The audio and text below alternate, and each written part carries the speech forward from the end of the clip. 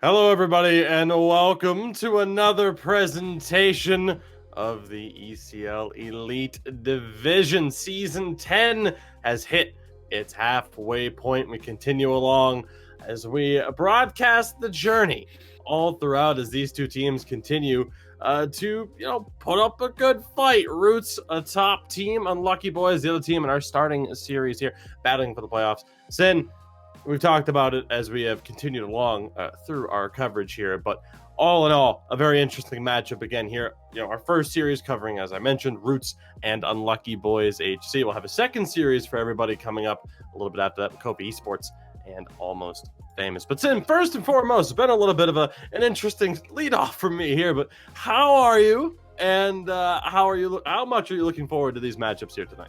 I'm very looking forward to these matchups because we kind of, in both of them, have a team that's in a playoff spot going up against a team either on the bubble or towards the bottom. And, a chance for an upset. Both teams, have a lot to lose here. I mean, you can get dropped out of a playoff spot if you're Roots or KOVA Esports. And if your Unlucky Boys are Almost Famous, you can, push yourself maybe not into the playoffs, but towards the playoffs and at least out of the bottom of that division and away from the demotion territory. Absolutely. Just get a look at the lineups there. We'll get a look at the team stats for you here in a moment before we get to the individual breakdowns. But Roots currently in sole possession of 5th place in the standings, 8-3-3 on the year. Good for 19 points. Unlucky Boys right now tied for 12th with a 6-8-2 record, 14 points for you on the season. So again, hoping to have the full team stats for you before we get to the individual breakdowns. Those breakdowns, though, tell an interesting story, but as do the stats here. And again, a decent amount to talk about when it comes to these stats. For Roots, I would say the most impressive has to be the 4th lowest goals against marker up to this point. One of the better defensive teams in the league. What stands out for you, though, about Unlucky Boys? Well, the goals against has to. I mean, that is a lot of goals to give up, 44 compared to their opponents who give up 29. If you want to be in a playoff position, you always want to have a positive ratio between goals for and goals against. You want that goals for generally to be higher than those goals against, and that's usually puts you in a bad spot. Unlucky Boys, not quite in that bad spot, but they're very close to a 500 record, 6-8-2. I mean, if they pull off the upset and get 2 against Roots here, they put themselves into that 500 mark and actually would be very close to a playoff spot. As we will take a look at, I'm sure at some point in this broadcast, the standings are very close towards the bottom half of the playoff side of the bracket. So many teams still fighting and scrambling. And there you go. We have the updated standings for you right there. You see the left-hand side of the bracket is where you want to be. The top 8 teams will be making the postseason, and Sin 6, 7, and 8 all tied right now at 16 points. Gotham Knights 16 points as well, currently on the outside looking in. So while there is that separation for Havu, Ipivaskala, Linköping, and even H-Reds kind of pulling away a little bit, you see how important these games are. For Roots and Unlucky Boys, the standings are incredibly close. So really, it's tough to say that any team is out of it. Even Almost Famous or Vesapampa with 8 points, all it takes is one good week, and you could find yourselves right back in the playoff hunt. But again, for now, we kick things off with this broadcast again as we have hit about the halfway point of Season 10 of ECL Elite. We kick things off with a home-and-home, a 2-game series between Roots and Unlucky Boys. You've seen the team stats. Let's get into the individual matchups, though, and starting off, as always, with the center matchup. Oh, so important, as we talk about every time when it comes to the center matchup. Teams live and die off the back of their center, and not only, of course, how they can put up points, but how they can handle things defensively as well. Who stands out for you here? Does either side really have an advantage? Just when it comes to the stats, what sticks out for you? I think what sticks out for me most is Angel Kuru shoots a lot more than Migo does. Well, a decent chunk more. And both of these guys have sub 50% on the faceoffs. And I always like to see a center who is more willing to shoot, because they usually find themselves in those good shooting positions in the center of the ice. And, you know, again, they're going to have to be good defensively. We know that, we expect that from every center at this level, but it's going to be interesting, I think, to see, you know, who's more into it offensively for the team. They both put up good points, but you know, I think Angel with his extra shooting can help drive the team, but I think it'll come down to those key face-off wins in the defensive and offensive zone. Both centers are currently leading their lineups today in points as well. So again, we've talked about that offensive standpoint. We'll see how they stand up defensively as well. Looking to the players to their left and right, respectively. We start off with Roots. We have Rimpe and Karani. Mr. Karani in there. And for Unlucky Boys, it is JM98 and Timothy. Now, Sin, again, you look at the point totals here. Perhaps the only, you know, the one lower option right now has to be for JM with the 10 points in 14 games. But everybody else over that point per game mark, right where you want to be. Who stands out for you here amongst this group of four? You know, I'm going to be looking at Rimpe.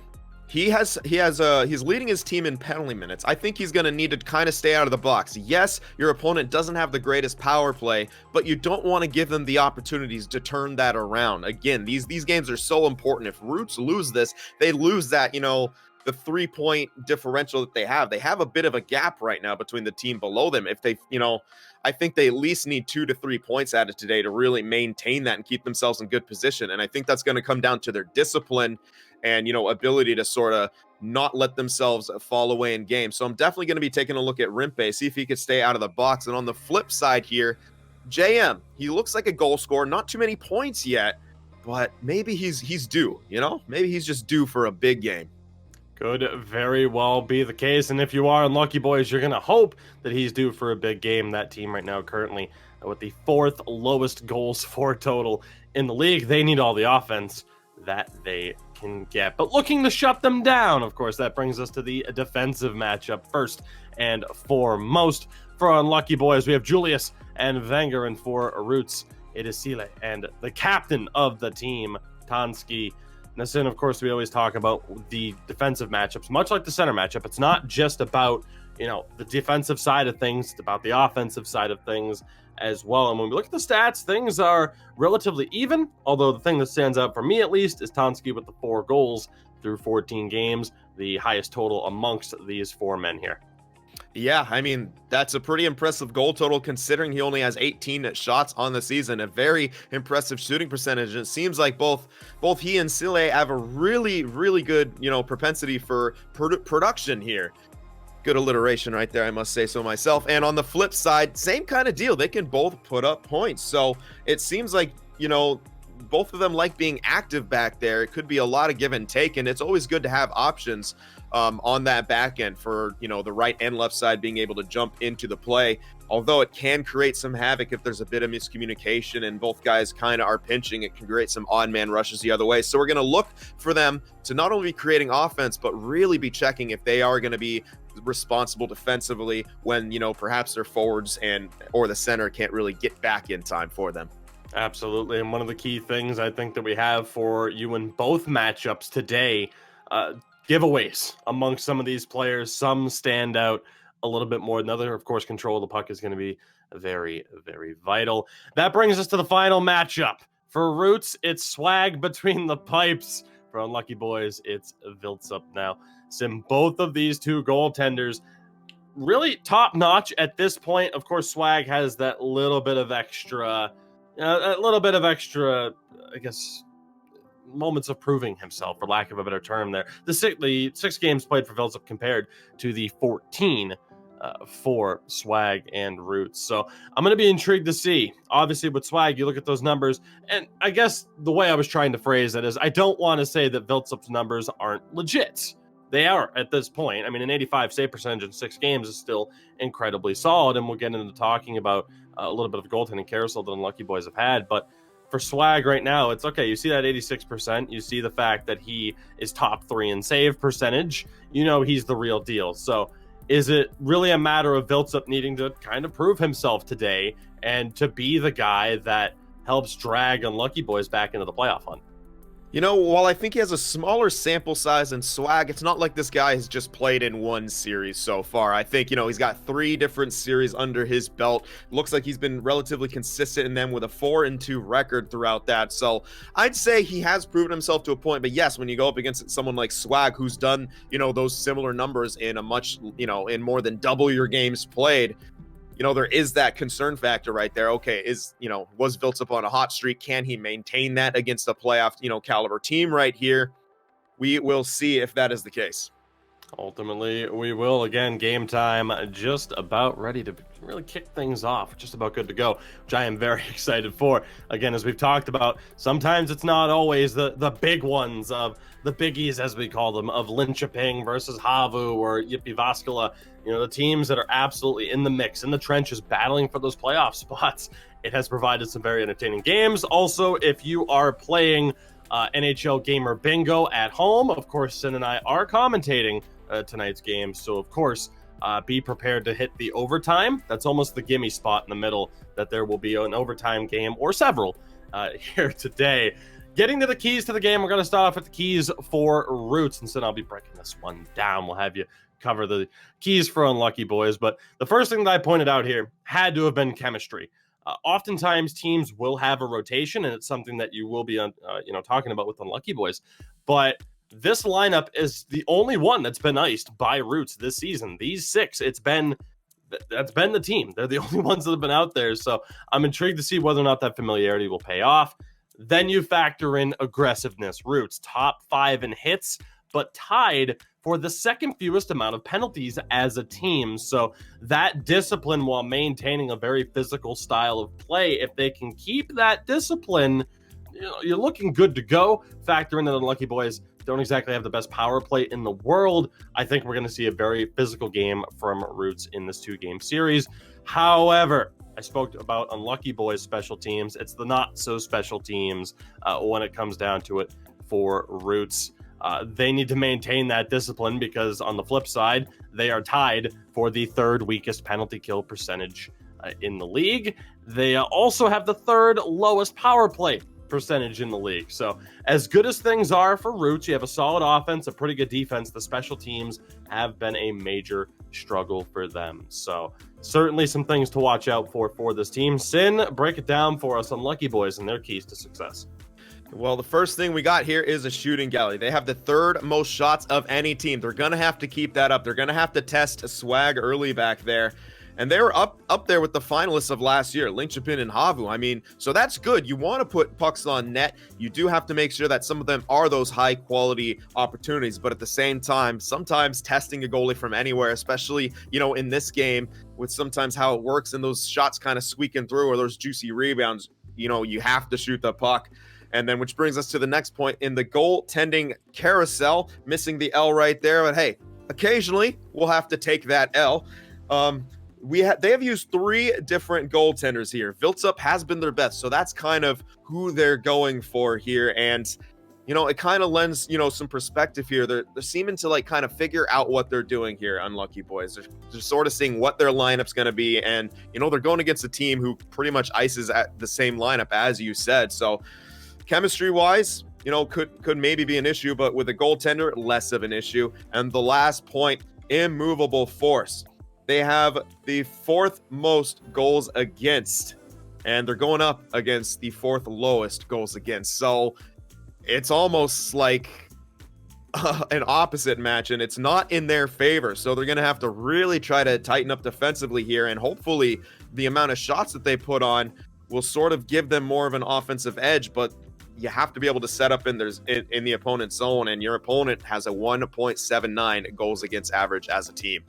Absolutely. And again, goaltending has been a major factor. We're going to give you a look at the top 10 goalies as it stands right now. As you can see, sorted by save percentage, and that does bring up Swag as you see him there towards the top of Viltsup. Not that far behind, but again, the distance or the difference in games played, a decent amount of distance between those games. But again, we talked about the goaltending, crucial matchup here, all things considered. And it's funny though, Sin, because you see some of the names that you would expect to be towards the top. I mean, Hans Celinho, he's not that far off the point. Kape of the defending champions in Linköping. it just goes to show how some of these goaltenders have really stepped up. We got to cover Yom's games a couple of days ago, getting to cover Swag and Vilts up here. Disco Cricken, we've called quite a few of his games as well. We'll be seeing Monkeyhead in action later on. So the goaltending, the standard for goaltending constantly evolving in the ECL. Oh, absolutely. And looks like we're getting into the gameplay here, so I am excited to see these two teams going head-to-head. Let's get started. Absolutely. Ask and you shall receive. Let's get this show on the road. Roots and Unlucky Boys. Roots in the black and green, the home team. We'll see what Unlucky Boys can do in response. A quick cycle down low. Both teams, of course, will look to establish that behind-the-net presence. Some Unlucky Boys right now. Quick one-timer deflection scores! Unlucky Boys, 1 minute on the dot into the first period, have the goal. And it's the captain who makes it happen, Angel Kuru, I believe, with the deflection in front. Sin, what a start. Yeah, and we're seeing, just the positives of just taking shots from anywhere. The D-to-D pass, the one-timer on, the deflection, traffic in front. And just like that, they jump off to an early lead. That's exactly what you need against a team who is that good defensively. You have to put the pressure on them. You cannot let them just sit back and start defending with a lead because it's going to be very hard to beat them. Great start for Unlucky Boys here, 1-0. About as good of a start as you can possibly have, given the circumstances. Again, for Unlucky Boys battling to get into the playoff hunt against a team currently in 5th in a 16-team league. That is a picture-perfect start, and we'll see if they can build upon it. But again, very good start there, and we'll see what they can do in response. As Timothy is able to send it down low, down to JM, picks it up in the corner, cycles it back down low. Good bit of defense there, but Unlucky Boys holding on to it. Another shot from the point, save and covered by Swag. So, Sin, interesting. I'm not sure what the shot totals were for Julius and Wenger back there, but not afraid to throw shots on this far. No, not at all. And that's what they're going to need to do. Those point shots are going to be very good. It looks like Roots has a strong collapse, and they protect the net very well. A good face-off win there for Migo, and we'll see what Roots are able to do in response now. Again, down early, 1 minute on the dot into the start of the play. Big spin move into the slot. Shot, glove save there from Viltza, perhaps at the side of the net, but regardless, a favorable outcome for Unlucky Boys, and here they come on the counterattack. Wenger steps up. Timothy has it now, still fighting for it. Our Unlucky Boys. Timothy in the corner, throws it in front, he scores!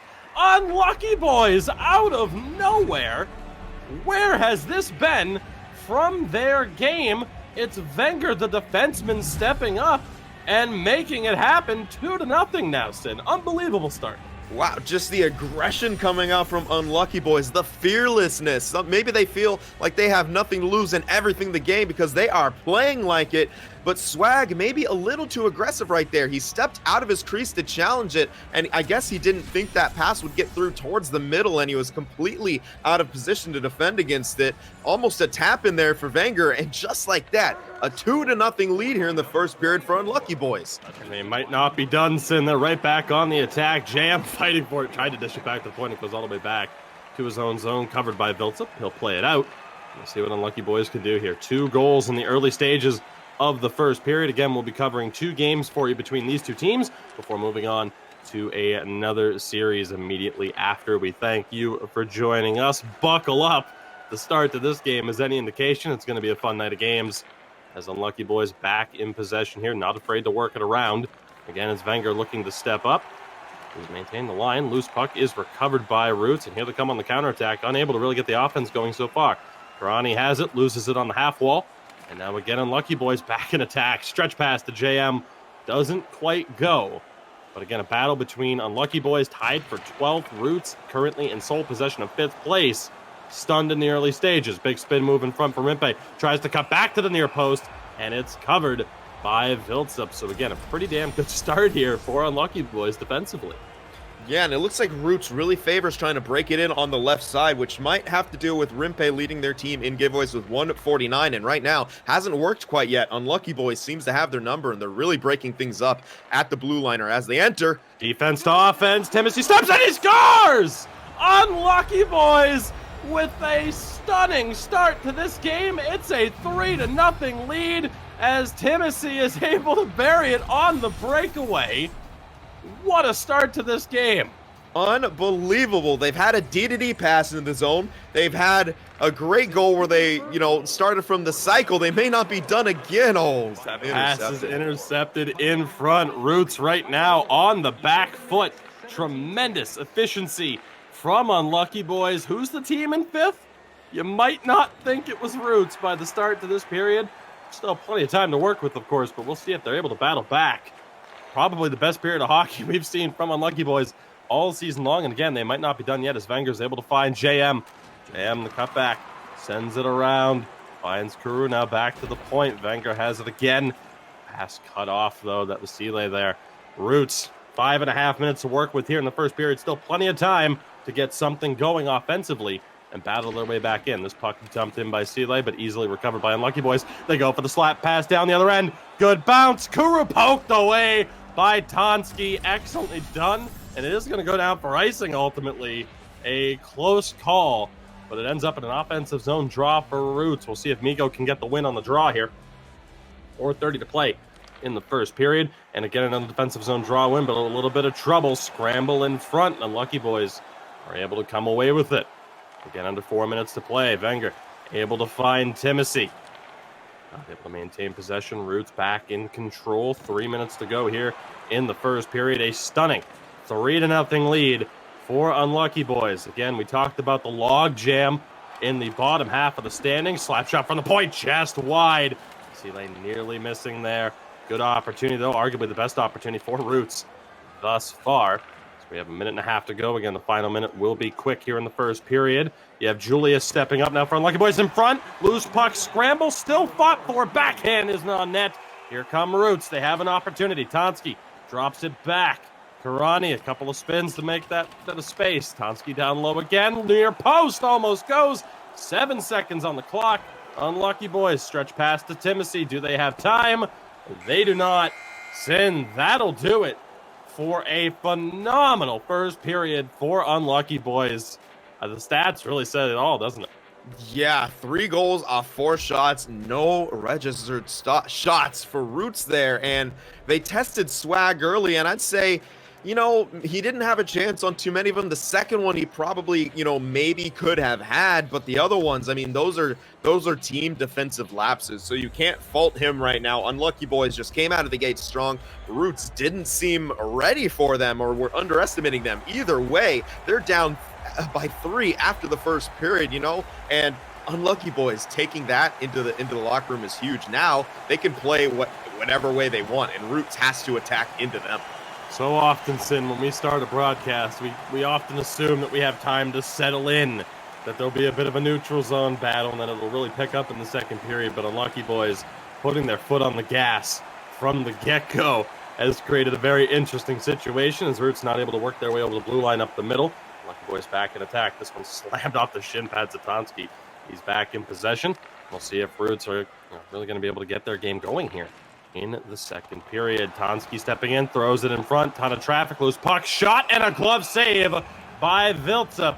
Does Rimpe on the shot, and a rare test there thus far. A couple of close calls, but Roots finally registering a shot on goal. Big face-off here again in the offensive zone for Migo. 7-1 advantage right now for Kuru. Make it 8-1. Big part of that first period was the face-off advantage. Here's Timothy, cuts in front. Puck thrown back to the point, ultimately doesn't go. That was Julius stepping all the way up.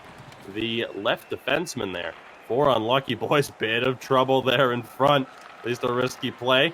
Puck thrown back in front. Timothy not able to get it as across the blue line. And Roots are back in possession. Puck up now to Migo. Drops it back to the point. Will we see a shot? Quick one. Timer deflects and scores! Roots are back in the game just like that's in. A bit of a taste of your own medicine for Unlucky Boys. Yeah, and a very good job. They started switching up their break-ins. They started, less favoring the, forcing it to the left side, and a lot more tic-tac passes in the neutral zone. It pays off with the zone entry, D-to-D, one time, deflection, goal. So Roots still looking to maintain possession here. That was Karani off the deflection. Unlucky Boys struggling here to get the puck out, but ultimately back in control. Bit of space here for JM down that right-hand side. Loses it to Tonski. And Roots now back on the attack. Back in this game with that deflection goal. Goal scorer dishes it back to the point.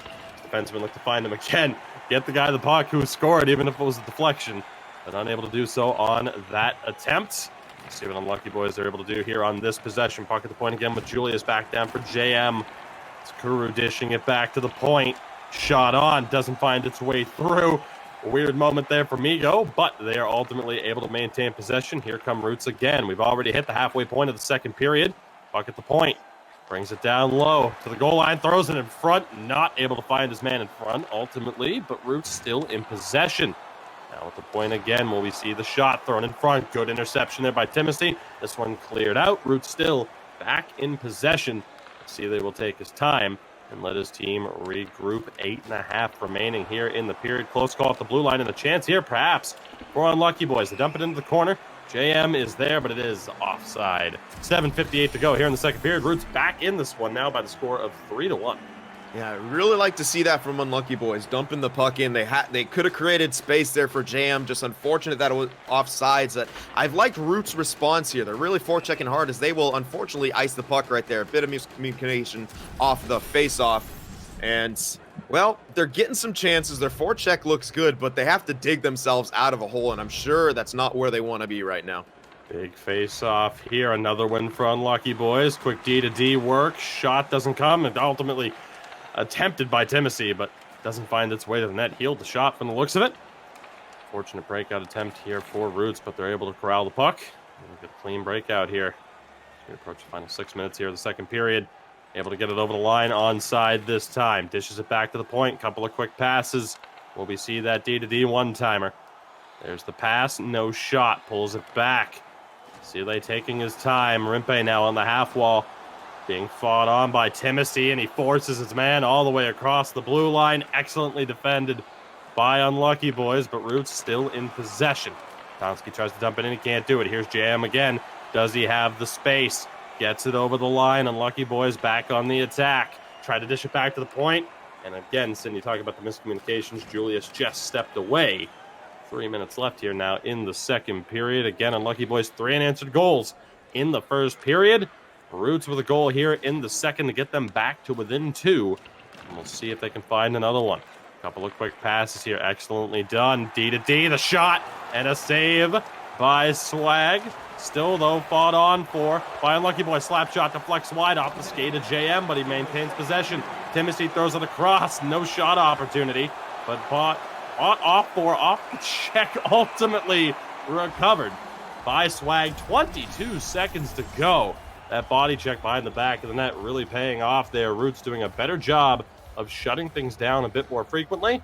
We'll see if they can do that here in the closing moments. 9-3 on the draws for Unlucky Boys. And they win another one. Shot saved by Swag again.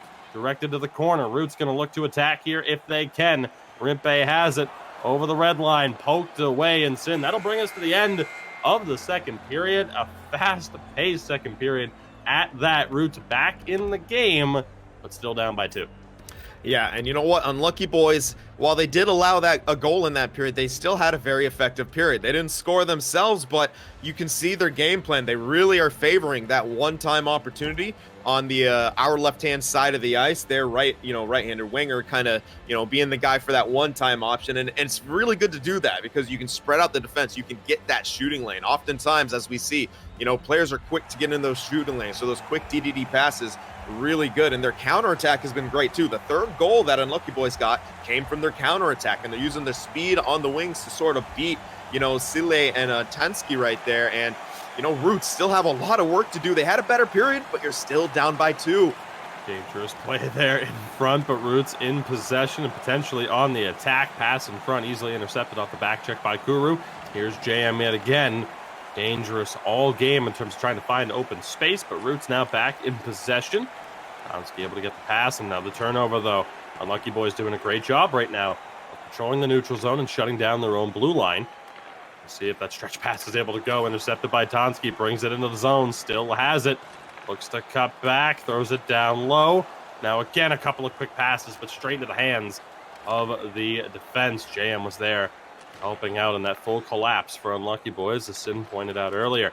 Onside here. JM has it, tries to step in front, gets cleaned out by Sile, who's in possession of it now.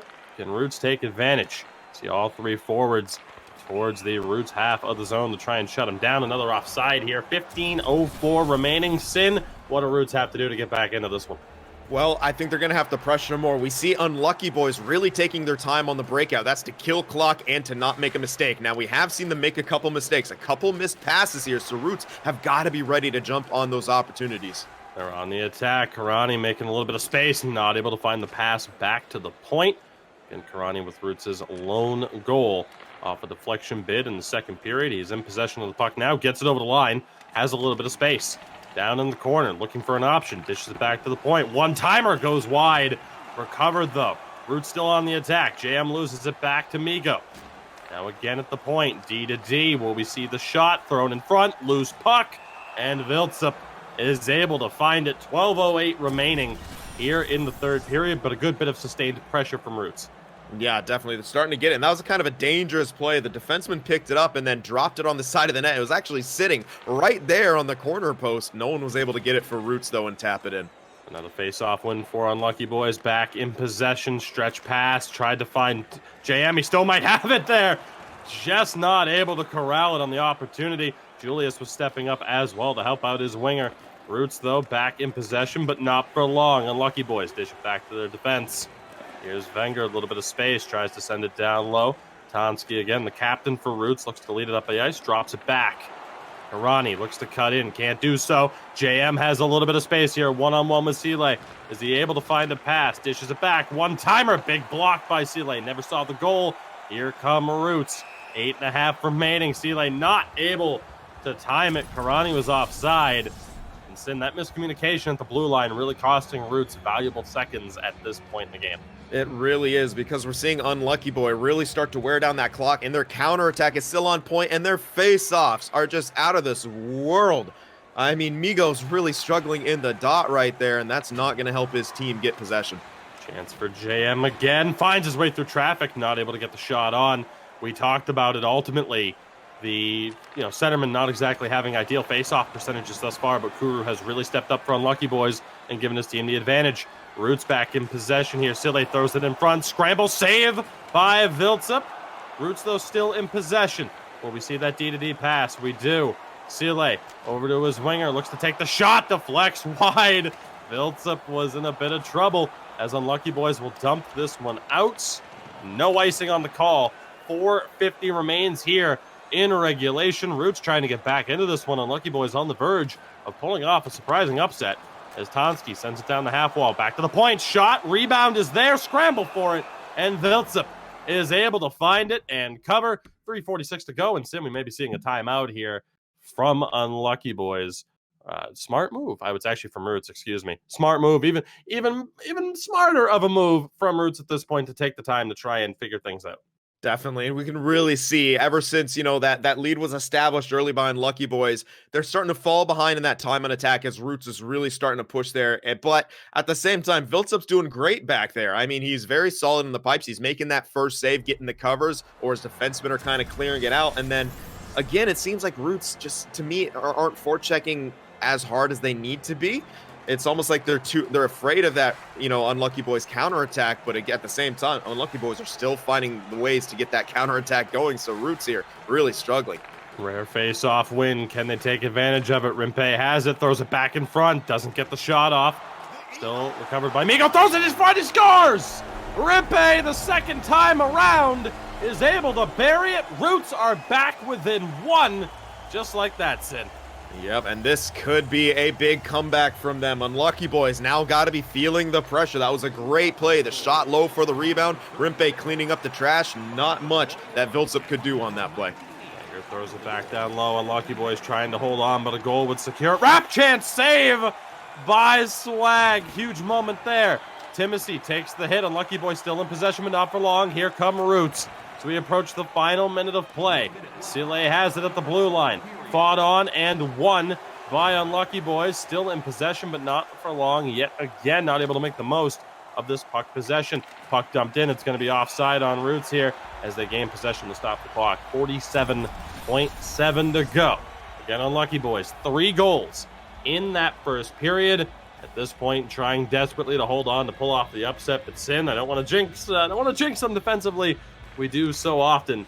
end up calling overtime games. We'll see if that's the case. JM with an opportunity to try and prevent that. Has possession here again. Gets it over the red line, sends it down low. 38 to go. This one is going to be out of play. Be intrigued to see what the face-off is. Should be back in the neutral zone. And indeed, it will be. So a crucial face-off here. Kuru's had the advantage over Migo of Roots. See if Migo can win this one, and he does. Huge chance here. Opportunity for Karani, not able to find his way through. Space for JM. He's going to win the race to this puck. Has it down low. Timothy now holding it in the corner. JM tries to throw it in front. Nobody home. Time winding down. Time running out for Roots. 20 seconds to go. Still fighting for it, though, in the offensive zone is Rimpe. This one sent all the way down. Icing is the call with 12.4. Sin, crucial face-off here. Definitely crucial. And you know what? Unlucky boys will take these whistles. Roots want to keep the game going. They want to keep getting their chances. And unlucky boys, they'll take the whistle. They'll slow it down, and they have the advantage in face-offs. They win another one. Won by unlucky boys, but turned over. Roots back in possession. Shot deflects, cleared out. This will go down for Ricing. 4 seconds. 3.2 at the whistle. There is still plenty of time here on a set play. Migo needs to win this draw. Yeah, this needs to be their best set face-off play right now. They need a point out of this game. Won by unlucky boys, the face-off, and ultimately the game. Huge upset in our first game of this broadcast as unlucky boys pick up their 7th win of the season. Again, entered today, tied for 12th place out of 16 teams with 14 points. Just like that, up to 16, just 3 points away from Roots, who are in 5th again, as we are at the halfway point of this season. Crucial points picked up here at this stage. Absolutely. And unlucky boys, you got to be feeling good about yourself, especially on the offensive side of things early. You nearly doubled your season average of goal output. They have a 1.63 on the year. That's very good to get early on. And you know what? As the game went on, I think they defended maybe a bit too much. They weren't as aggressive. Their counterattack game was strong, but they didn't really get those, setups. And that could be credit to Roots to kind of, waking up there and being like, oh my, we got to start getting going here. But at the same time, Roots was really good in coming back. They couldn't get that extra tying marker, and that slow start, I think, doomed them in the end. And unlucky boys, if they want to win this second game, they're going to have to play a lot more of the game the way they played that first period, I think. I think the no fear approach is probably accurate as far as how they're going to find their way to a second win here. Again, a double for them. Getting all 4 points out of this series is crucial. Again, you're talking about a team that had the 4th lowest amount of goals heading into this game and allowed the 4th most. So rough offense, bad defense. But all in all, you rode a very impressive start to that game to a victory. You can argue whether or not it was a good start for Roots or, a bad start for Roots, a good start for unlucky boys, or a little bit of both. Regardless, the end result is what it is.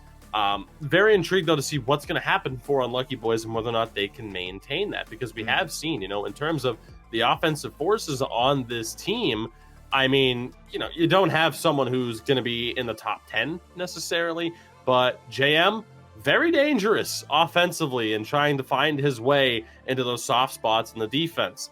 Kuru was fantastic on the draws, and I think that was a big part of Unlucky Boys' success, is neutralizing those opportunities that Roots had, because Migo just could not find that consistency on the draws. And then Timothy is someone who we've had the ability to call quite a few of his games at this point, and sneaky in his creativity and how he looks to set things up. So, yeah. But I have to say, and let me know if this caught you off guard as well, Julius and Wenger both a bit more aggressive offensively than I certainly expected.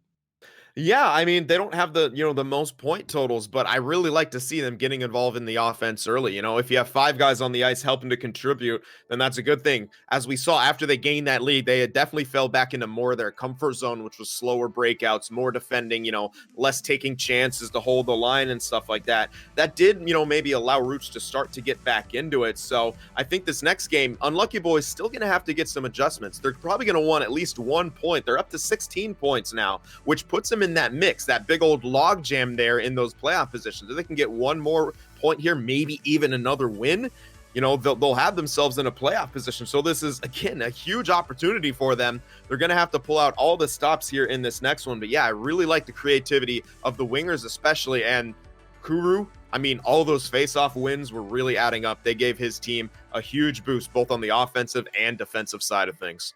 Absolutely. And as we talked about, those face-off wins really did give them the opportunity to throw more shots on net. And Unlucky Boys, as we talked about, the third most shots in the league, up there with teams in the top 3, the top 5. So we wanted to know, was that going to continue to be the strategy? And again, they managed to outshoot Roots in that game. At least last I know, I didn't get a good look at the final stats there at the end of the game. But ultimately, job well done. As you get a look at the updated team stats following that game. So again, Unlucky Boys up to 7-8-2 on the season now. And again, the goals for still looking decent at this stage. The one thing, though, Sin, that we did not see, not to overlook, we talked about every member of Unlucky Boys except for Viltsup, who was solid, and that was one of our points, and one of our keys to success was that he has been their best goaltender of the 3 that Unlucky Boys have run so far this year. He was very solid. Anytime your goaltender can hold the other team to just 2 goals. I mean, not that the defense wasn't involved. Of course they were. It's a team effort. It's a team game. But Viltsup, very strong effort. But the one thing we didn't see, Sin, no penalty minutes. Nothing. Yeah. Clean game. Yeah, absolutely. And, that was something that could be, considered a bit surprising with some of the penalty totals from individuals on, the teams themselves. And then, but hey, we'll take those 5-on-5 games the whole way, still exciting. Not less stoppages on the same side of things. But yeah, another thing I wanted to point out, though, I feel like Swag is going to want to rebound after that game. Again, maybe a couple of those goals weren't his fault, but I think that second goal, especially when he kind of got a bit too aggressive and, Wenger coming in from the defensive side of things, just creeping into that slot, getting the pass and having, a gaping net to shoot at. Swag's going to remember that, and he's going to want to have a big rebound game here. I don't think he's satisfied coughing up 3 goals in that game, no matter the chances. Absolutely, as we talked about. Now his save percentage is still at an 85. That was 3rd highest heading into tonight's action. So again, one of the top goaltenders in the league at this point. And as we talked about with Viltsup, good opportunity to reiterate here. He really has kind of locked down his place as the starter for this Unlucky Boys team. And if you continue with numbers like that, Unlucky Boys could absolutely find themselves in the top 8, which again is where you want to be. The top 8 teams out of these 16 ultimately make the playoffs. Again, we've hit the midway point of season 10 here of ECL Elite. Of course, all of these teams fighting for the largest prize in competitive NHL esports history. Of course, all the information that you need, not only on the ECL and all of the divisions that we have, the 4 tiers, 196 teams. Of course, there's also the North American side, playoffs coming up very soon indeed. So again, NHLgamer.com for all that information. Assume we get a look at the winger matchup here again. And we talk about the 2 goal scorers for Roots. It was the 2 wingers, Rimpe and Karani, both off of those kind of quick bang plays in front, the deflection and the rebound goal. And it's actually, let's say appropriate that we're talking about the winger matchup here, because one of our keys to the game for Roots, and I guess you could say games, 2 different games, was that they are top 5 in hits, but have the second fewest amount of penalties. We didn't exactly see them, display that aggressiveness, I would assume, to the best of their abilities and how they would want to utilize that aggressiveness. The forecheck wasn't really a big thing. They seemed to be willing to trap a little bit more. Yeah, and that was pretty interesting. I mean, they started to do it at times when they were down, but I have a feeling maybe they're not used to being down by 3 goals that often, because they didn't seem very desperate until, maybe the last couple minutes, and then at certain times right here. But another thing I wanted to point out here, as, we mentioned JM's kind of low point totals there. He is still an impact player in my mind. His speed down the wing, he was really able to get in the zone and help create offense for his team. So while he may not have the points to show for it, I'm very impressed by his ability to lead the rush and to really get those offensive zone cycles started. Absolutely, and we'll see what he can do here. Again, looked ever so dangerous in that last game. Coming up right here, right now, we are ready for puck drop game 2 between Unlucky Boys HC in the black, Roots in the white and green. Again, Unlucky Boys scored 1 minute on the dot into the game in that first opportunity, the first period of the first game. And we'll see what they're able to do here on the attack. The opportunity doesn't go. Roots on the counter attack. A little bit of a broken play, but still in possession. And we make it past the 1.5 minute mark. So perhaps a sigh of relief for Roots here. But again, you might see that extra bit of aggressiveness. They're going to want to get back into this. As you see, Rimpe really stepping up on the forecheck already, Sin. That might be a key factor if they can get back to that aggressive game. Definitely. And Rimpe, he's going to have to do that for his team, as we see Unlucky Boys. Big save. The rebound was there off the shot from Kuru. Nobody home for the rebound opportunity. Sin, it always seems like whenever we try to throw a little talking point your way in the middle of the action, it never lasts for all that long. Yeah, the team's just trying to keep us on our toes back here. You know, that's all we can ask for. Keep it exciting, keep it interesting, as this one finds its way back to the neutral zone. Lucky Boys still in possession here. The defense so involved. A little bit more, again, than we expected to see heading into this game. Puck down low. JM recovers. Down low in the offhand corner. Dishes it back to the point. Slap shot deflection and a save by Swag. So, again, interesting to see Unlucky Boys rely on those shots. Again, one of the most consistent shooting teams in the league. But Wenger and Julius getting a lot more involved in throwing pucks on net into the blender that is the slot in this game, and just seeing what result comes up as Roots are able to get control of this puck after that face-off. A little bit of miscommunication there. JM able to find the pass. Lucky Boys not able to time it right at the line, but still in possession. JM has it again here, looking to find his way in, still fighting for it. Roots struggling to get it out of their zone. Still a scramble. They're in possession now, and here comes the counterattack. Sile a little bit of trouble again, and Lucky Boys doing a great job of defending their own blue line. They're back in possession yet again. Here comes Timothy over the line. Now down the half wall, looks to cut back. Sends it down low, quick give and go, doesn't work out. Big hit there, though, to keep the puck in the offensive zone. Rimpe able to dish it up. Space here for Karani. Pass over, can't get the shot off.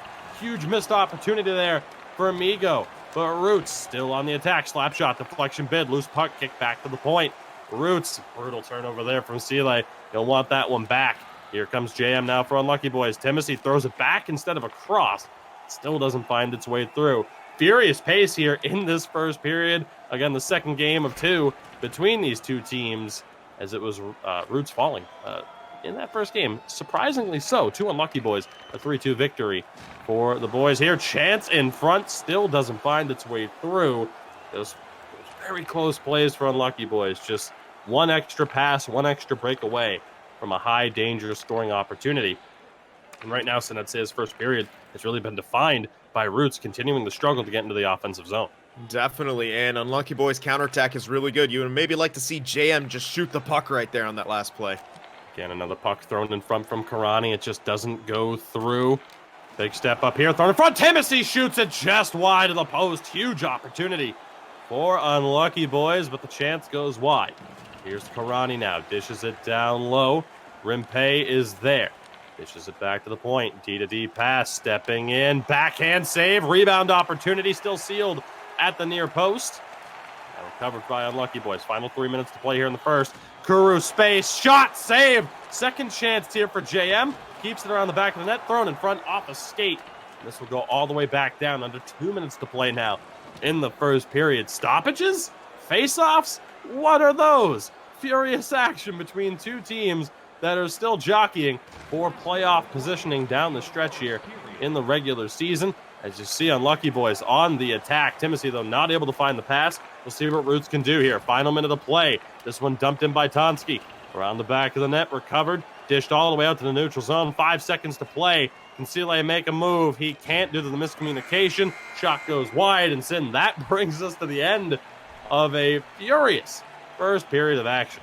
Yeah, just incredible pace back and forth, and Unlucky Boys, the aggression coming out for them, especially on the forecheck. They're really forcing Roots a lot of turnovers in their own end, or just as they try to exit the zone. You really like to see that from Unlucky Boys here. I think that's really going to have to be a big factor going in. I mean, they're playing right now as I think Roots should have been playing that entire third period, and they simply weren't. So really good to see the fearlessness again from Unlucky Boys of just relentless forechecking, trying to get that advantage early on. And 0-0 after the first one, so, they got to be, maybe thinking they could have had one right there, but, maybe a few more shots put on, and they could get one. This game still up for grabs, of course. We have a long way to go, and Lucky Boys in possession off the opening draw. Banger tries to find the pass. Kuru tried to throw it on. is unable to do so. Roots back in possession. Tonski, the captain, dishes it off. A couple of quick passes there. Timothy was able to intercept. Steps in. Big flying poke check. Puck still loose. Back to the point. Blocked just wide. Recovered by Roots, but for how long? Another turnover there. Julius has it. Throws it in front and saved by Swag. Huge moments there, but somehow Roots' goaltender able to keep this a scoreless game thus far. Yeah, great effort there by Swag with the flying poke check, then to get back into position and make the next save. And Unlucky Boys pressing here, but Roots goaltender Swag really having that bounce back game that we were looking for. Roots comes up with the puck here. The opportunity off the spin. Can't get the pass in front. JM is there. Here comes Wenger. Carries it over the blue line. The defenseman stepping in. Shot, rebound, scores! JM is there. Perfect positioning from the winger for Unlucky Boys. And after a couple of big saves to start the period, Roots yet again, for the second time in as many games, give up the opening goal. Yeah, and you know what? That counterattack from Unlucky Boys, exactly what we've been seeing. I'm a bit curious as to why the Roots defense just seemed to be giving them the boards. I mean, they're able to get into the zone using those boards pretty much every single time. They just skate in there almost uncontested. You got to think that Roots needs to put a little bit of pressure on there instead of just protecting the front of the ice. A quick shot on, a rebound, and JM finally getting rewarded for his effort on the offensive side of things, his 8th of the season. Called him out in that first game. He seemed dangerous. Able to make the most of it there. That was a great play by Wenger. Now here's Timothy. Dishes it back to the point. Wenger has it again. Finds Kuru. Big save by Swag. Thrown back in front. And recovered by Roots. Have a chance here. Perhaps a little bit of space. Dish back to the defenseman. Big chance here for Rimpe. Cuts in front. Throws. Huge save by Viltsup. Unless it went wide. It's often so tough to tell. Happen to give the goaltender credit, though, just in case. Because, man, if he got a glove save on that, that was spectacular. Roots still back in possession. But, again, not for long. Unlucky Boys able to take advantage of the turnover. Tries to throw it up to Timothy. Still in possession. They'll dish it all the way back to their own zone. Julius will look to recover. So, huge moment there for Roots. They go for the Omaha. Doesn't go through. That, call it what you will, Sin. The Omaha, the Sedin play, the Pedersen play. Just call it a slap pass off the backboards. But regardless, a little bit of creativity on display there from Unlucky Boys. The first team to really look for that type of play thus far. Yeah, and you know what? And Unlucky Boys with a 1-goal lead now seem to kind of be slowing down their breakout and break in a bit, which I think is at a bit of a disservice for them. They play much better, in my opinion, with that high aggressive style and that high pace. Roots back in possession as we see the neutral zone battle right now picking up. Roots trying to find their way through, and they cannot. Karani not able to get the puck on side in time with his winger. So we are halfway through this second period at this stage. 9:04 to go. Unlucky Boys with the opening goal. JM98 in front off of a great play from his defenseman to get it on net. And Unlucky Boys took that opening game by the score of 3-2. And we'll see if they're able to hold on as, again, Roots offside. Uncharacteristic, Sin, from a team that entered today at 8-3-3 and in 5th place in this league. And again, I talked about it with Roots. The chemistry. They have only iced the 6 players that you are seeing in the white and green here right now, yet it just doesn't look like it's clicking right now. Yeah, I don't know if it's just a bad day for them or maybe that first game has them a bit rattled right now. They're gripping their controllers a little bit more tightly, but give credit to Unlucky Boys too. Their blue line play has been fantastic. Chance here for Migo, throws it in front. Rimpe not able to get a piece of that one. Still has it now. Karani dishes it to the point. And huge interception there from Julius. Shot still on. Saved by Viltsup. Julius robbing Migo of a wide open shooting opportunity. Great job there. Unlucky Boys holding on. Looking for that clean breakout. Sauce pass finds its mark. JM has it to Tennessee. Scores! What a play! Unlucky Boys, tape-to-tape passing, bank it off the boards, do what you have to do. They're up 2-0, phenomenal goal, and Timothy's able to bank it in at the end. Yeah, and you know what? These teams are so much more closely matched than the standings would have you believe. And Unlucky Boys, their quick strike ability has just been on display here in this series so far. Another quick rush play, beautiful sauce over for the one time, 2-0 now, late in the second. This team is exciting. If they win this game here, they put themselves in a playoff position. You know what? I would not be mad if I get to see these guys in the playoffs. Absolutely not. Roots on the attack here. Sidley has it, throws it in front. Save by Viltzup. Robbing him with the glove yet again. So a huge momentum save there for Viltzup, keeping the Lucky Boys in the lead, keeping them up by 2. 3:46 remains here in the second period. Big face-off here. Still a scramble for it, and Lucky Boys able to come up with it. They send it around the back of their own goal. Smart play by Timothy, but he does turn it over after that bit of hesitation. Still a shot just wide of the post, recovered by Rimpe. Shot from the point, another save by Viltzup. The Lucky Boys looking to make something happen here on the counterattack. Banger looking to step up, loses it, recovered by Timothy though. Centers, gets it back to the corner, loose puck in front. Nope, just wide of the post yet again. Timothy throws it on. Why not? And at that point, that much of a scramble and a battle for space, just, fire off a slap shot, see if you can pick off a corner. Yeah, why not? And especially if you get that low enough, you can have a big, juicy rebound kick out to the slot as well. So a good look right there by Lucky Boys. Face-off win, and ultimately the turnover there. One final rush for Unlucky Boys, up by 2. We'll see what they can do. Wisely winding down the clock. Almost basketball style here. We'll see what they can do. They turn it over, though. Not a part of the plan. Timothy still fighting for it. Roots throws one on, and ultimately goes wide. Rimpe not able to get that one on net, so a huge goal for Unlucky Boys. Timothy able to find the back of the net yet again, as Unlucky Boys up by 2 heading into the third period. Yeah, and again, 2-goal lead. They're really slowing down that breakout and taking their time, and they're just being given that time by Roots right now, especially there at the end. Maybe they're, just trying to get out of the period, but if I'm Roots at the end there and you see Unlucky Boys, get that possession in their zone, I mean, the trap is important. Unlucky Boys' counterattack and rush game is very strong, but at this point, if you're Roots, you got to start taking some chances and produce some offense. You have no goals once again through a couple periods. They got to find something here in the third period, and they've got to find it quickly. Plenty of time for Roots to work with. They scored 2 goals towards the back half of last game. It's too little too late. Chance here, shot. May have been blocked in front, still fought on for it. Timothy has it for Unlucky Boys. Chance the point, quick D-to-D passes. Looking for the space. Banger brings it in. Kick back out to the half wall. Roots able to recover. Bit of space here. 3-on-2 potentially developing. Opportunity. Shot! He snipes it and he scores! Tonski makes it happen. The captain buries it. Just like that, Roots are back in this game. Tonski's 5th of the year. Very good attack right there by Roots. They took advantage of the 2 men being back for Unlucky Boys. Were forwards right there. Unlucky Boys scramble in front. Big save. Timothy is robbed by Swag. We'll see if Roots can ride that momentum. Stretch pass just cut off by Wenger. You can see Roots visibly playing with a bit more motivation, a bit more pep to their step. Call it what you will. We'll see if they're able to find that other goal. Again, a huge moment there as Tonski is able to pick that corner. Chance here now for Migo, but it's offside. Sin, what a way to start. Solid first, 4.5 minutes of the third period here.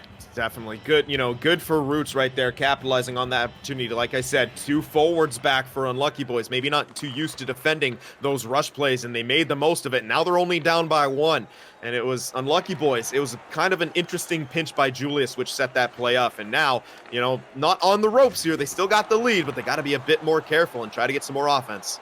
Here's JM stepping into the zone, can't get by Tonski. Roots were having trouble on the back end there, trying to break down that defense at the blue line.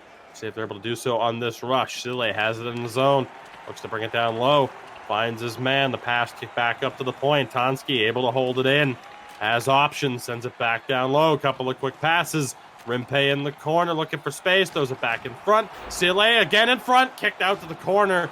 But right now, Roots looking a lot better. Chance again here, shot doesn't go. What an opportunity, not sure if that was poked away.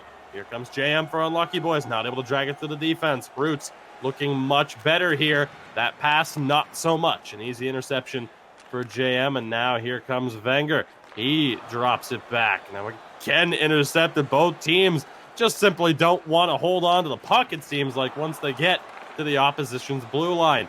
Timothy gets it into the zone, but they don't maintain possession. 9 minutes to go here in the third period. Again, if you missed it, Unlucky Boys taking game 1 by the score of 3-2.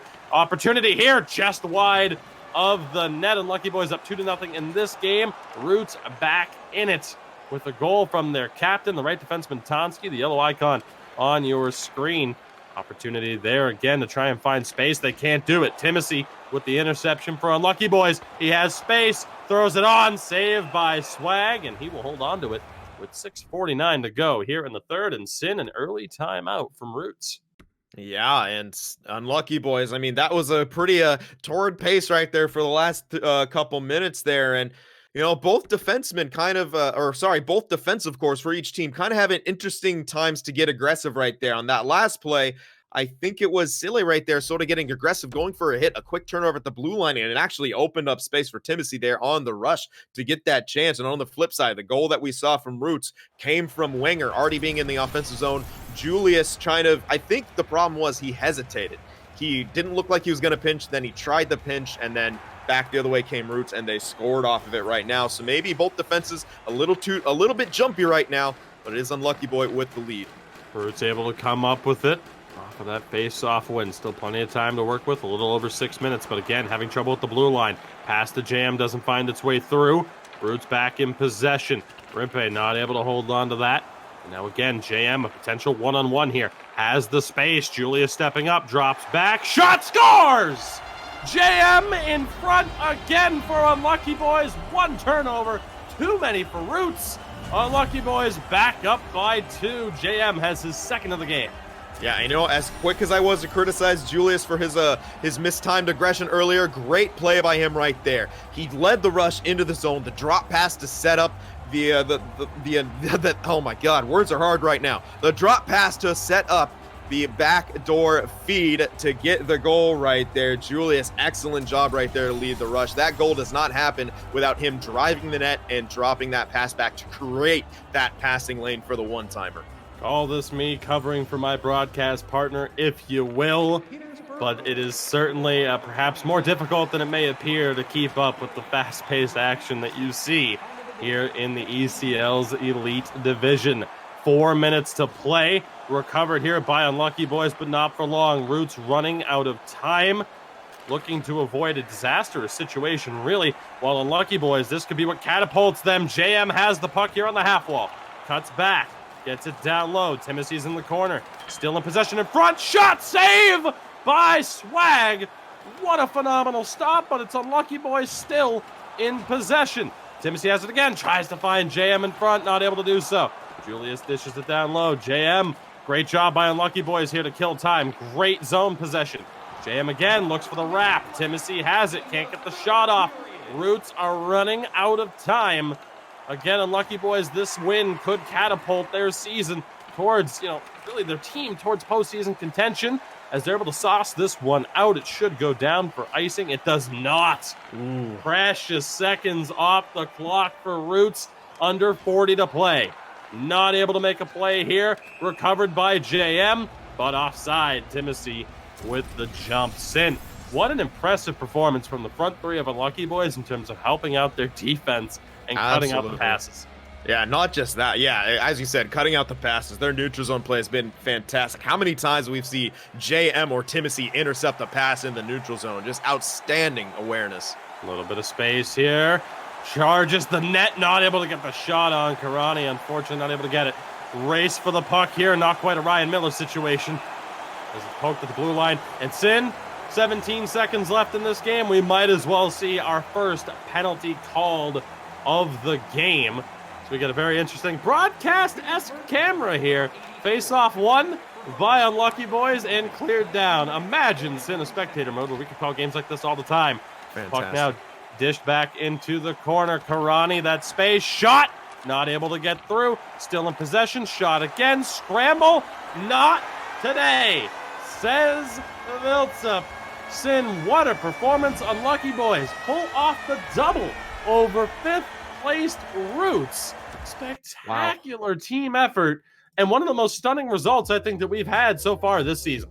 Absolutely. I mean, Roots didn't get a single point out of that. They lost 2 one-goal games. Or sorry, not this last one. Forget the last goal there by Unlucky Boys. No. Yeah. I think to that point, to cover for you there, Roots were within striking distance in both games. Yeah. And they just weren't able to walk away with it like you would expect a team that, is in their position to do. talked about it a lot. Roots, again, 5th place heading into tonight's games against Unlucky Boys, who are tied for 12th in a 16-team league. 5 points and a differential between the two teams. Not anymore. It's now by 1 point differential. And just like that, Unlucky Boys, in terms of your playoff aspirations, you are right back in the hunt this season after pulling off a crucial double and a 4-point sweep over Roots. Yeah, I mean, that was just such an impressive performance from Unlucky Boys. They just seemed like a team who should be in that playoff position. And what did they do today? They went out there, got 4 very important points, and they earned a playoff spot. And the only thing that I would say change about Unlucky Boys' game is to not get too comfortable too early. Don't start sitting back too early, because a few times they let their foot off the gas. Roots sensed that weakness. They are able to come back. They got 2 goals in the first game like that. They got a goal in that second game from that. And if Unlucky Boys got to go up against one of those top teams, which with how the seeding works out, if they do make the playoffs, they likely will. If you have an advantage, you can't just simply sit back against a team like Yippee Vaskala or Linköping or Havu, because they will make you pay. But other than that, Unlucky Boys, exciting gameplay. I mean, just everywhere on the ice, defensively, offensively, on the rush, on the counterattack, the back check. They were just all over the place, and Roots just really seemed to be thrown for a loop and just not able to get the job done. And Unlucky Boys, great performance from them. Now, it may seem unprofessional to be like, oh, he's checking his phone during this broadcast. Checking the schedule, and I have to be honest, and I'm a little bit disappointed that we don't have any other games on the schedule covering Unlucky Boys down the back half of the season, because I am going to be very intrigued to see how their season plays out after how they played today. We will actually be covering another Roots series, actually 2 more Roots series heading into May, so keep an eye out for that. Of course, we'll have more information for you a little bit later on in terms of our upcoming broadcast. But all in all, for Unlucky Boys, again, we talked about it. If you can pull off the double here, a chance to catapult yourselves right back into the hunt, and that is exactly what they did. You start from the back out. Viltsup, very solid performance. And again, in terms of, who's the goaltender for Unlucky Boys, you clearly have your top guy now in net. Yeah. There's no discussion about that. That is Viltsup's job to lose at this point. Defensively, it wasn't perfect. There were some mistakes that led to goals, but I like the aggressiveness out of Julius and Wenger. Again, if the intimidation factor can be a thing, and that's not to disrespect Roots, but if you're going up against one of the top 3, which again, right now the top 3 in the league, you have Havu Gaming, last year's runner-up, Yippee Vaskala, who I believe are still undefeated up to this point, been top 3 all season long. And then you have Linköping, last year's defending champions. There is a bit of an intimidation factor with those teams, but to go up against Roots here and just be like, no, we're going for it, we're going to be aggressive, it paid off. And Kuru was great defensively, as a center needs to be. Timothy and JM were fantastic two-way players, and perhaps that's the key here for JM, because we looked at that winger matchup and we said, his point totals aren't really where you'd expect it to be. It might be because he's such a spectacular two-way player, and I was beyond impressed with his ability to just kind of be a pest. I don't know how you want to label it. Do you want to call it maybe even fruit fly hockey? Just sticking around. You try to swat him away, he finds his way into open space. You keep trying to get rid of this guy, and he will not leave you alone, finding his ways into open space, pressuring the defense on the back check. I mean, for Unlucky Boys, JM was spectacular. My player of the game for the winning side. Absolutely. Yeah, and you know what? There's nothing more frustrating as a defenseman to have one of those guys in your face all game, not just in your face all game, but being rewarded with turnovers. That will get under your skin so quickly. And then, of course, he scores off of a counter attack too. So that's even more of a slap in the face. But, we talked about the forwards, talked about the defensemen. We touched on Viltsup a bit, but I got to give him even more props, especially in that second game. He had some huge saves. And, credit to Swag, who had a big bounce back performance. And, he had that big save there at the end to keep it from becoming a 4-1 game. And if Roots was able to come back and score once, we would have been saying, remember that save from Swag, especially if they get another one to tie it up. But, not his day, unfortunately, for his team. But Viltsup, I mean, when it came down to it, those 1-goal games, he was making some big saves. So yeah, Unlucky Boys, you have found your number 1 goaltender. Absolutely. Again, a phenomenal performance from them. quickly to touch up on Roots. I mean, again, you talked about swag, not the games, the results of the games he would have wanted, but still a decent effort. We saw some bright spots with this team and what they're capable of. I just don't think it was their day. Again, we saw the defensive ability of Sile and Tonski defensively and their ability to get involved. Tonski with an excellent snipe goal that, Sin, I know you appreciate because, again, so often we don't see defensemen shoot from the slot.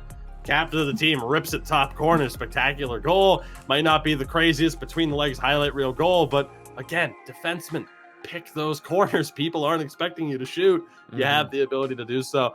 Roots will be back. Still expect them to be a playoff team. It would be a bit surprising if they didn't, but we'll see how they ultimately are able to bounce back from this. So, Sin, with that, we wrap up this first series. But the good news is we are not done yet, because coming up next, it is another very interesting battle here. 6th place in KOVA Esports, as they'll be taking on Almost Famous, who currently find themselves in 14th, again, out of a 16-team league.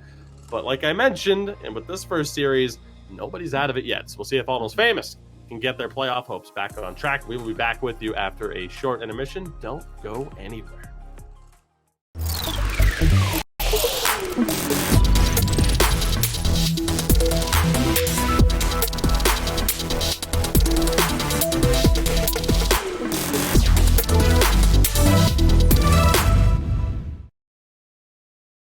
And with that, Sin, we are back. Hello, everybody. Again, we thank you very much for joining us here tonight. For those of you that stuck around for the first matchup, we hope you did enjoy. And again, Sin, we have another very interesting matchup coming up here, as it's KOVA Esports taking on Almost Famous. And as we would have seen with the standings, very important games for these two teams. KOVA Esports now on the outside looking in. Almost Famous have technically been pushed. Thank you very much to our lovely producer for being able to switch that really quickly.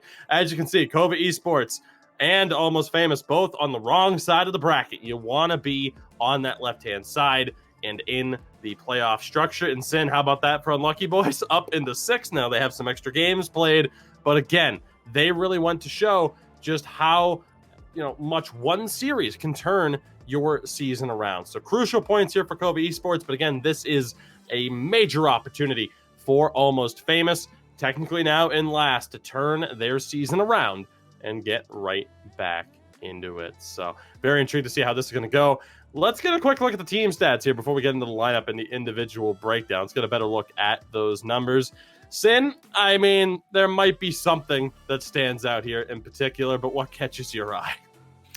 Well, a 62% power play is very impressive for KOVA Esports, but what is it's kind of more telling to me is that they were in a playoff position, now just barely on the outside looking in. But yeah, with that negative goal differential, they've allowed 4 more goals than they have scored, so they're definitely going to want to right the ship in that sense against a team like this. And no points are easy points, but if there was a time that you really needed to get 4 points, now's the time to do it. Maybe take advantage of a team that's struggling right now and Almost Famous. KOVA Esports, if they get the 4 points, they can push themselves back into that playoff position, and they really need it. They cannot afford to drop a game right here.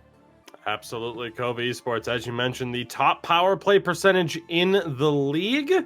Also interesting that they take the second most penalty minutes, or the second most amount of penalties. They have the second highest penalty minutes number at the moment. But like you mentioned, it's a bit surprising to have a top power play like that, yet have a negative goal differential. And then, of course, you look at Almost Famous, and 6th lowest goals for total. They have allowed the most goals against and have the highest team GAA in the league.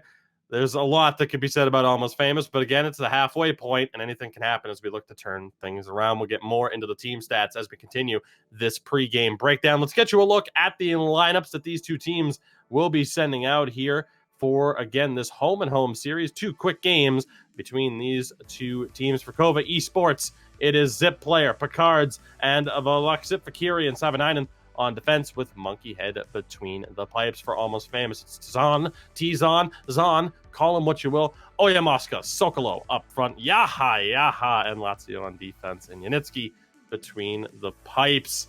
Sim, before I ask you who stands out, let's just go ahead and get right down into the individual breakdown, and we'll start off with the center matchup between Picards and Oya Mosca. What stands out here? Is it the point differential? What's the main thing to look at here? I think it's got to be when it comes to Picards. I mean, 16 game plays, 25 points. So it's always good to have a center who not only, locks things down defensively, but can really put up a solid amount of points. And he definitely does this. Once again, though, we're seeing two centers go head to head with below 50% face-off percentages on the season. So it'll be interesting to see which one will seemingly have the advantage here. As we saw in the last series, it was Kuru, who really jumped out for Unlucky Boys and was almost dominant in the face-off dot. So I wonder if we're going to see an even matchup here, or one guy really jump out and establish that for his team. Control the face-offs, definitely up for grabs. But yeah, as you mentioned with Picards, I mean, definitely the huge advantage in terms of points there. I would say one thing to look out for, though, Picards, 12 penalty minutes on the season. Oya Mosca only 2. So discipline could also be a factor. And speaking of discipline, and one side who might be likely to take penalty minutes and one side who might not be, we have the winger matchup. And for KOVA Esports, of course, it's Zitplaya and the Lux, and of course on the right, we're for Almost Famous, San and Sokolo. So the interesting thing to me here, the penalty minutes that both teams' left wingers happen to take. Both left wingers lead their team in penalty minutes so far this season. That's not the only thing that they lead their team in. There's one particular stat I know that stands out to you. Yep, it's the giveaways. 271 for Zitplaya here. Now, he just could be the guy that they go to look to cycle the puck, to look to break it in, but that is a pretty large amount of giveaways back there. It's even, for anyone, really, he might even be leading the league in that regard. 132 for Zahn. So, he's the leader on his team. You consider 271 for Zitplaya. So, even if you are the main puck carrier, even if you're the guy leading that rush, establishing the forecheck, you're going to have to try to clean that up. Maybe make a quicker pass. Don't hold that puck as long as you normally would. And again, the other thing to point out here, of course, has to be the goal scoring potential that we see from Veluxa. Again, 18 goals on 44 shots, 5 game-winning goals, leads his team in that regard as well. So, of course, it's super interesting. The potential penalty minutes, the turnover potential from the left wingers, the goal scoring ability from the right wingers. It's a kind of a mirror match in that way, despite the differential in the standings at this point in the season. Sin, with that, we move over to the defensive side of things. And again, more intriguing matchups here. Although one, aside from, just some great hairstyles on display, I just happened to notice. But aside from, just kind of the general, what you would look for with defensemen and what we talk about, who's going to step up offensively, who's going to be there defensively. It has to be the point totals for Fakiri at this point that really stands out. Yeah, not just the point totals from him, but his hit totals as well. Leads the team with 121 hits. Also leads the team in takeaways with 44. So kind of a jack of all trades back there on the back end there, Fakiri is. And, his defensive partner, no slouch either. Savinaini's got 5 points. Doesn't hit as much. Doesn't take away the puck as much, but he's just a solid kind of stay-at-home guy. Only 50 giveaways. That's always good to see. And on the flip side, less point scores there between Yaha and Lazio, but, still could be dangerous. Absolutely. And again, we often talk about that. When you look at defense, you say, oh, they don't have the highest point totals in the world. But then you see the games play out, and I wouldn't be surprised to see Lazio have a big day here. It could absolutely happen with just the way things seem to play out. And with that, Sin, let's take it over to the goaltending matchup. Another interesting matchup here at this point, as we have another top goaltender in this league, and Monkeyhead against Yanitsky, who, the numbers aren't quite where he'd want them to be. But again, you have to factor in the goaltender on the worst team in the league, and his numbers are still respectable by a lot of metrics, by a lot of standards. Yeah, all things considered, it's still pretty good. You got to look at that save percentage of that situation. You know the goals against is going to be inflated, with your team being in the bottom of the standings, but you're still very close to that 80 save percentage. That's where you want to be as a goalie in sixes. So he's still very close to that, and he's got 2 shutouts on the season, which is good enough for a tie for 4th with about 5 other goaltenders, I feel like, in this league. So, I mean, he's up there. The potential is there. Maybe he just needs a bit more help in front of him. Absolutely. And before we get to the keys to the game, actually, we talked about Monkeyhead being one of the top goaltenders in the league. That brings us to the top goaltenders in this league at this stage. Again, the halfway point of the season at this point in time. And you see there with the updated stats, Viltsup able to jump swag in terms of save percentage, just barely. But again, Viltsup with the 8 games played, we talked about him a lot, whether or not he could carve out the spot as the starter. Again, undisputed starters for these 2 teams. And again, I have to give credit to Yanitsky for having the numbers that he does. But again, Monkeyhead's been up there for the majority of the season at this point. And again, if you look at true starters at this point, guys, with the majority of the teams games played between the pipes, Monkeyhead is still a top 4 goaltender at this stage of the season. And if I'm not mistaken, Sin, he was one of those players we were looking at where it's like, okay, he's going to kind of, try to carve out a spot in goal this season. And so far, so good at this point in time. So, Sin, as we are getting ready for the beginning of the series, of course, we have some other things to break down. But for the moment, is there anything else that stands out for you with these goaltenders as it stands? The only thing I'm looking for is how they're going to perform today. I'm really interested in seeing how Yanitsky will do against a team that, doesn't put up a ton of goals, but puts up enough. Absolutely. And there was one thing I was looking to get clarification on, and it is true.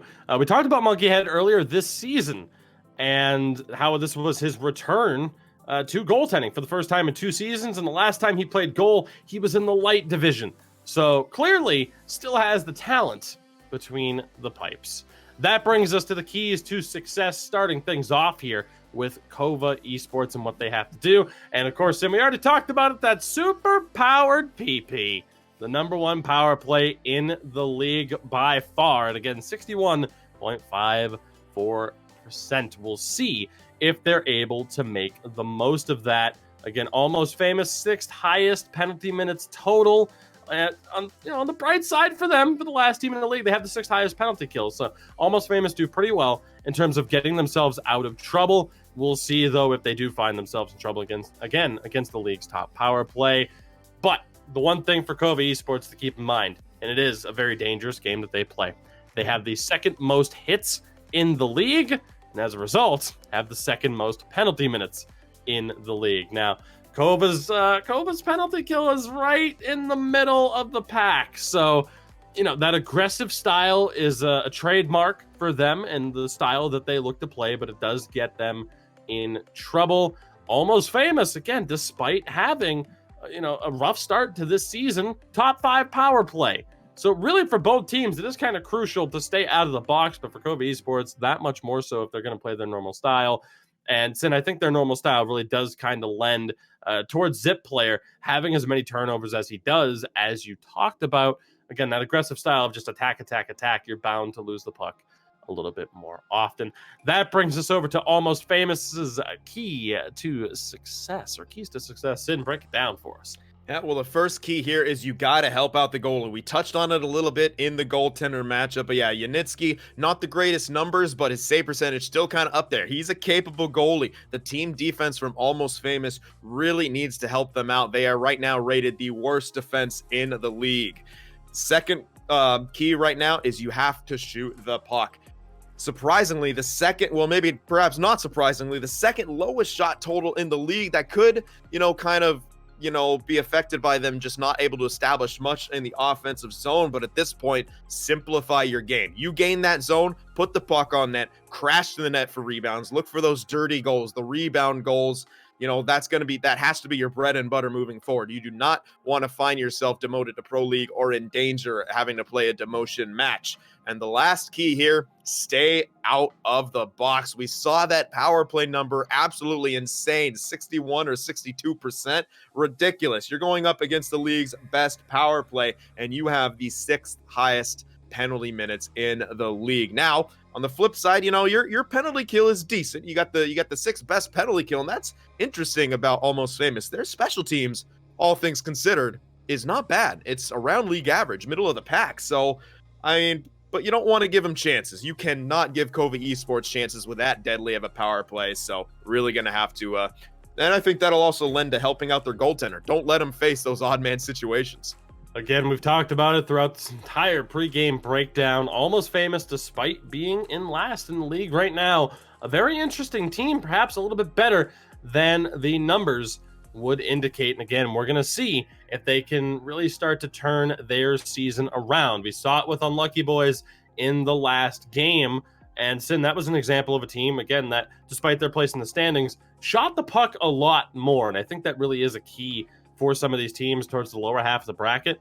I mean, granted, the lower shot totals, it can just be a factor of, okay, defensively, you're just not getting the opportunities. But and if you get the chance to throw a puck on net, traffic in front, you never know what's going to happen on these scramble plays in front of goal. So again, we are just about ready for the beginning of this series. Again, a quick 2-game home-and-home series between KOVA Esports and Almost Famous. KOVA looking to get back into a playoff position by the end of the day, and Almost Famous looking to turn their season around and get back into the playoff hunt. Sin, I didn't give you a prediction in the last one. I'm going to put you on the spot here.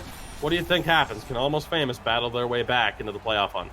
You know, I think they can, but against KOVA Esports here, it's going to be a very tough job ahead of them. I'm saying KOVA Esports is going to get 3 or 4 points out of this series. Let's see how it goes. KOVA in the white, Almost Famous in the black. We'll see how this game goes. KOVA Esports, that quick dump in. Smart puck chop, but ultimately Veluxit has it. Tries the wraparound. Gets destroyed on the hit. What a shot. Just getting back to his feet. So the physicality on display from Almost Famous already. Veluxit, though, back in possession off the interception. Mistimed that play, though, with the swinger on the far side. The captain of the team, of course, Zip player for KOVA Esports, as we get another look at that ridiculous hit. Message sent early on, perhaps. Yep, don't try to do those wraparounds. Get away from our net is what Almost Famous is saying. See what happens here as KOVA Esports over the blue line. Veluxit has it. Dishes it off to his defenseman. We'll see what they look to do. Slap shot save early on from Yanitsky. Tested early. Shot finding its way through from the point. Chance in front. Another huge save for Yanitsky. Great pass from Zip player to find Veluxit. But Almost Famous's goaltender says no. Sim, we talked about it in the pregame. That's why we do this little pregame buildup. Yanitsky, again, better than what the numbers appear. 2 spectacular saves early on and a big defensive zone draw win for Oyamoska. In the early stages, we'll see what Almost Famous can do here. Chance on the rush. Zahn fighting for it. Not able to pick it up.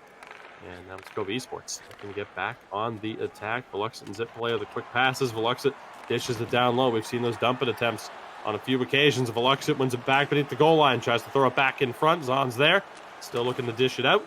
Safely pass behind his own goal. We'll see if Almost Famous can get a bit of zone entry here, and they do. Chance shooting lane there. They don't take it.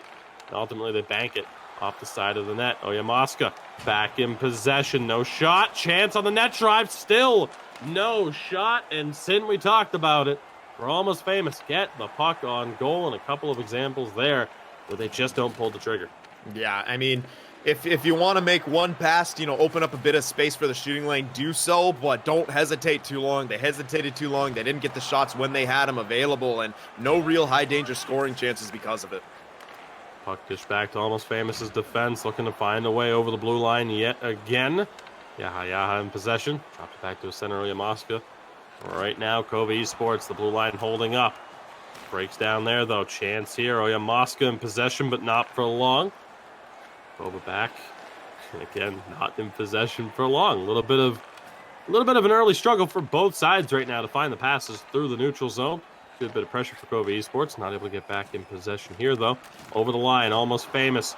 Trying to dish it back down low. KOVA back in possession here. 8 minutes remaining in the first period. Bit of pace here from Zip player. Throws it across. The shot doesn't find its way to the goal. Now again in front. Zip player. The shot. Big save there from Yanitsky again. Didn't look like that one went wide to me. So again, Almost Famous' goaltender getting tested early on here, but doing a great job of keeping his team in it. Zip player has it, loses it. Chance again, saved by Yanitsky. Biloxi not able to get the shot off that he would have wanted there. Almost Famous right now, surviving these early trials. Yanitsky making the saves he needs to make. Yeah, KOVA Esports, great pressure right so far. But yeah, Yanitsky making some tough saves here in the early going. Big win, chance in front, wide of the post. Still fought on for it. It's back into the pads of Yanitsky. He's forced to make the cover. We'll have another face-off in the Almost Famous defensive zone.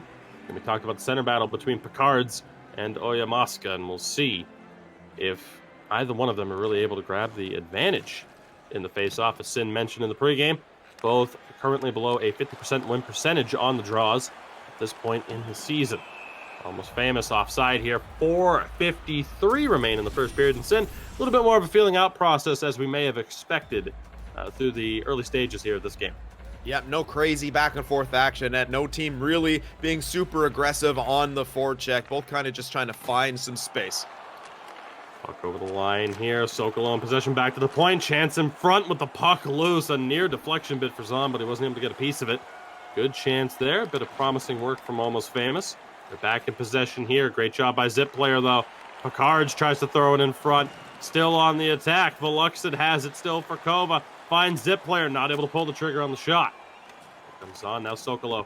We're Almost Famous. He'll send it down and around. Zahn will be there. Tries to get it back to the point. Not able to do so. The pinch from the defenseman. Almost Famous still in possession. Chance here for Yaha. The shot doesn't go through. Chance, extra pass, and again, not able to get the shot off. See Oyamaska shoot the puck there, but just doesn't pull the trigger as we approach the final minute of play. Zip player, bit of pace, throws it back in front. Chance, I don't know if that hit the net, but ultimately a mission, or I don't even know what to call it at this point, the spin move in front.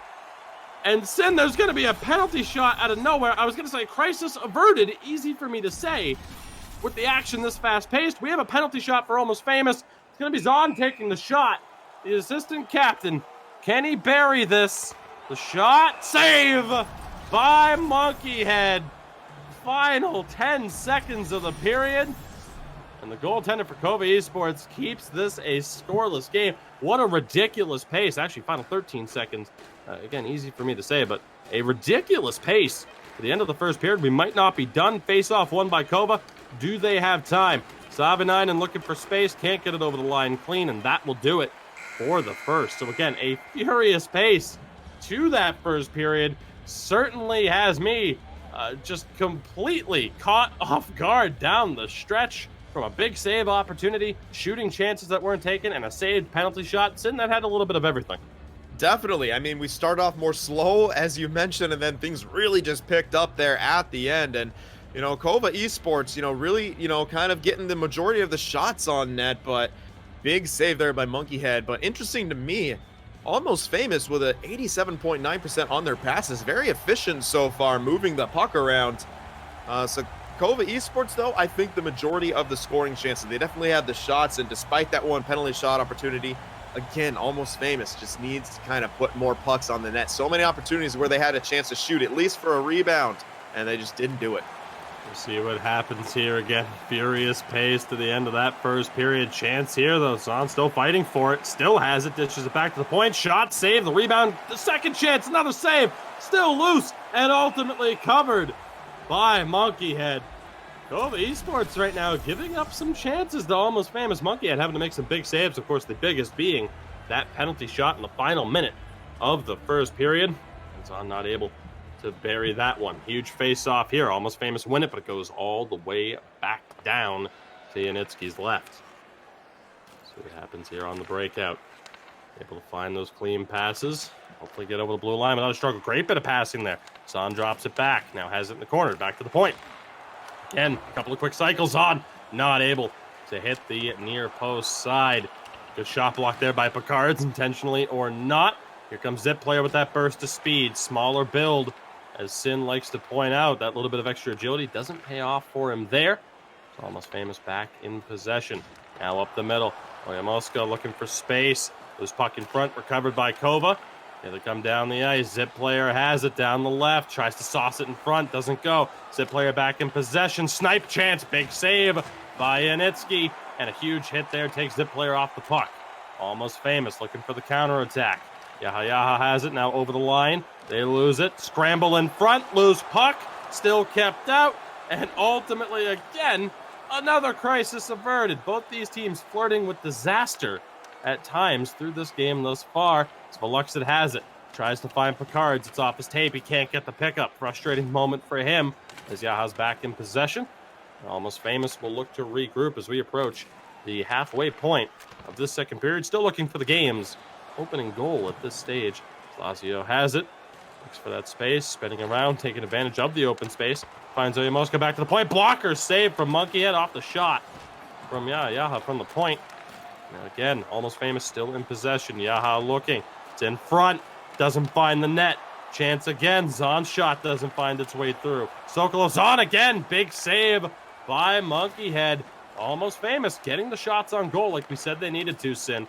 Although you might not have a chance to speak here. Almost famous back in possession. There will be a stoppage eventually, Sin. I promise you. You will be able to get a word in edgewise. It's just a matter of when, not if. Once again, you see KOVA looking for that clean breakout. Veluxit the space, tries to go up the middle. The sauce pass off the backboards, off the back wall. Call it what you will. Big hit there. Almost famous still in possession. Oyamoska has it in the corner. Spins around, throws it in front. Still in possession. Shot blocked down by Veluxit. He recovers on the half wall. Gets hit for his troubles. Thrown in front. Ultimately recovered again. Here comes KOVA on the counterattack. Zip player the space. The speed, has it around the back of the net, loses it for the moment. Recovered by the center. Again, KOVA still on the attack. 5 minutes to play here in the second period. Almost famous back in possession. Who needs stoppages? As this one's sent down and around, but recovered. Brutal turnover there from Veluxit. Chance in front. Again, they can't pull the trigger on a shot. Here comes Zip player. Over the line with speed. Back to the point. Sauce is in front. Intercepted well. Zon has space, taking on Savanainen. Savanainen, excellent defense there from the right defenseman of KOVA. 2.5 to go. Zip player on the opposite side, not able to find that little bit of space. Puck dished off to Oyamoska, looking for the opportunity. Not able to find the pass. Sin, are you still alive? I am. I've been just enjoying this back and forth action here, and you know, I think we're kind of seeing perhaps a big reason that we didn't consider in the at the beginning when we were mentioning Zip players' turnover numbers. Those smaller builds just do not have the balance and, you know, to be able to take on those larger ones as we have a drop pass. Drop pass, shot, rebound, kicked all the way out. Great job by Monkeyhead there positionally. KOVA back in possession. Quick final minute here of the second period. Turnover there from Picard's. We'll see Almost Famous go for that final chance. Zip player nearly walks away with that. 7 seconds to go. Space here for Sokolo. Looks to get in front. Can't do it. Recovered by Picard's. 1 second left. Zip player will not be able to get a shot off. That brings us to the end of the second period. Despite a furious pace, we're still looking for the game's opening goal.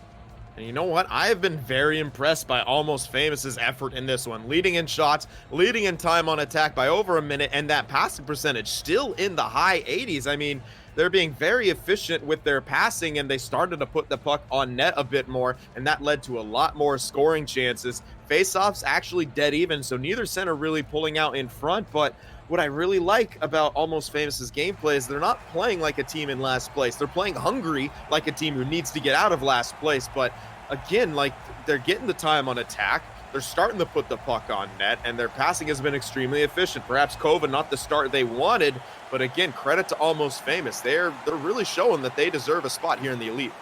Chance for Zip player around the back of the net. Can't get the pass over to Veluxit. Handled well there for Almost Famous. Again, anybody's game at this point, despite how good of a performance it has been for Almost Famous at this point, it can easily go up in smoke as they haven't been able to get the goal that they needed. This will go down for icing, and a huge chance here. Picard's taking on Oyamoska on the face-off, and a big chance here again for Picard's in the offensive zone to try and make something happen. 6-5 advantage for Almost Famous. Make it 7-5. Big defensive zone draw win there. Huge hit from Veluxit. Chance here. Zip player throws it in front. It goes around the back of the net. Recovered by Savanainen. He takes a huge hit. but still in possession and just offside. Our KOVA Esports, very close call there.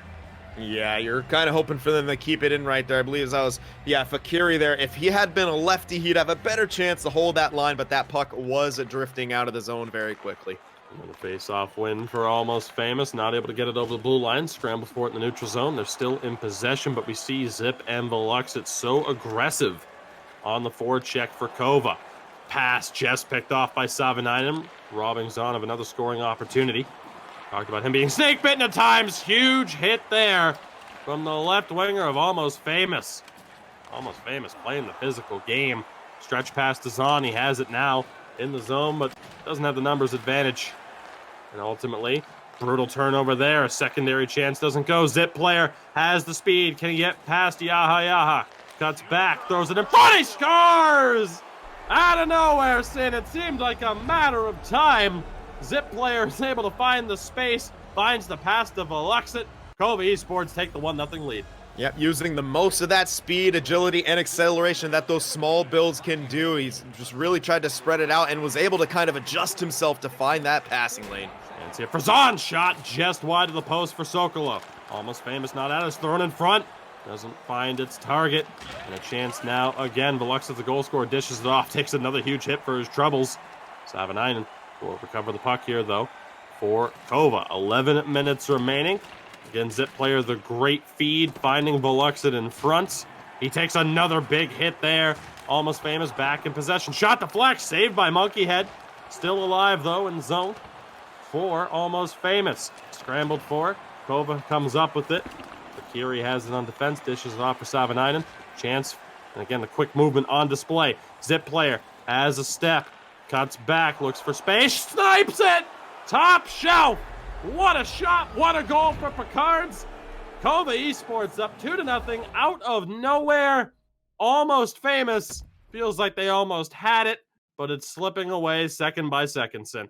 Yeah, another great pass from Zip player, just, buying a little bit of time to be able to make the pass through a little bit of space right there. And Picards, I really like what he did. He didn't take the shot immediately. He pulled the puck to the outside, almost looking like he was going to try to feed Veluxit backdoor, takes the shot and catches Yanitsky kind of cheating over for the pass right there. But you have to respect the shot from Picards. That's his 12th goal on the season, and 2-0 now for KOVA Esports.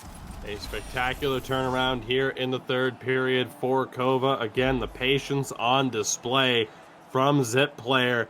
The setup man in the offensive zone strikes again, sets up Veluxit on the goal, and now Picards as well. And they might not be done. Veluxit sauces a chance on the near post, or the far post doesn't go. No side there for Zip player, just not able to get the tape to it. As Almost Famous offside here. 7:58 remaining. Again, such a strong performance from the team at the bottom of the standings. We talked about it, Sin. Their playoff dream is not dead yet. But a comeback here could go a long way, but easier said than done. Definitely. And KOVA, Chance here for Zahn. Not able to pull the trigger. Still has possession. Tries to get it back in front. He can't do it. Those moments, those opportunities are there at the point. Deflects wide. Recovered by Savanainen. He'll settle it down as he gets it over to his defenseman. His defense partner there, Fakiri, not able to find the space. Almost Famous back in possession. Sin, they've had those moments, those out of nowhere chances, but they just haven't been able to capitalize. Still fighting for it here. They regain possession. Turnover. Chance for Savanainen, throws it in front. Not able to tuck it. And as a result, I should say, of that penalty, it is going to be Oyamaska, the center, going to the box. The top power play in the league goes to work. It's KOVA Esports. We'll see what they can do. Picard's not able to get that shot off, and the puck is cleared. Sin, under 5 minutes remaining. Chance for KOVA to ice this game. Yeah, if they can get this puck back into the zone cleanly and get set up, I mean, Almost Famous is in danger. Fakiri sauces it over. Chance through the crease for Veluxit. Just not able to find the back of the net. He recovers on the half wall. Still has it. Dishes it down low. Picard's the wraparound. And Yanitsky was there. That close to being a 3-goal game.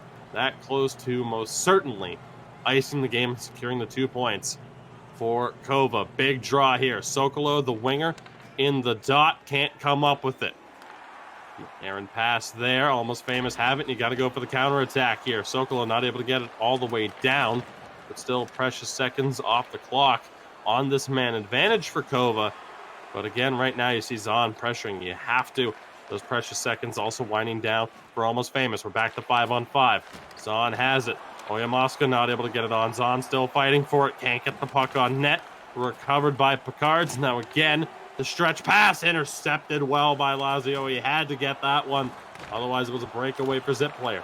Chance here. Shot doesn't go through. Puck still loose. Recovered by KOVA. We approach the final minute remaining here in regulation. Zip player sends this one down. Recovered by Veluxit.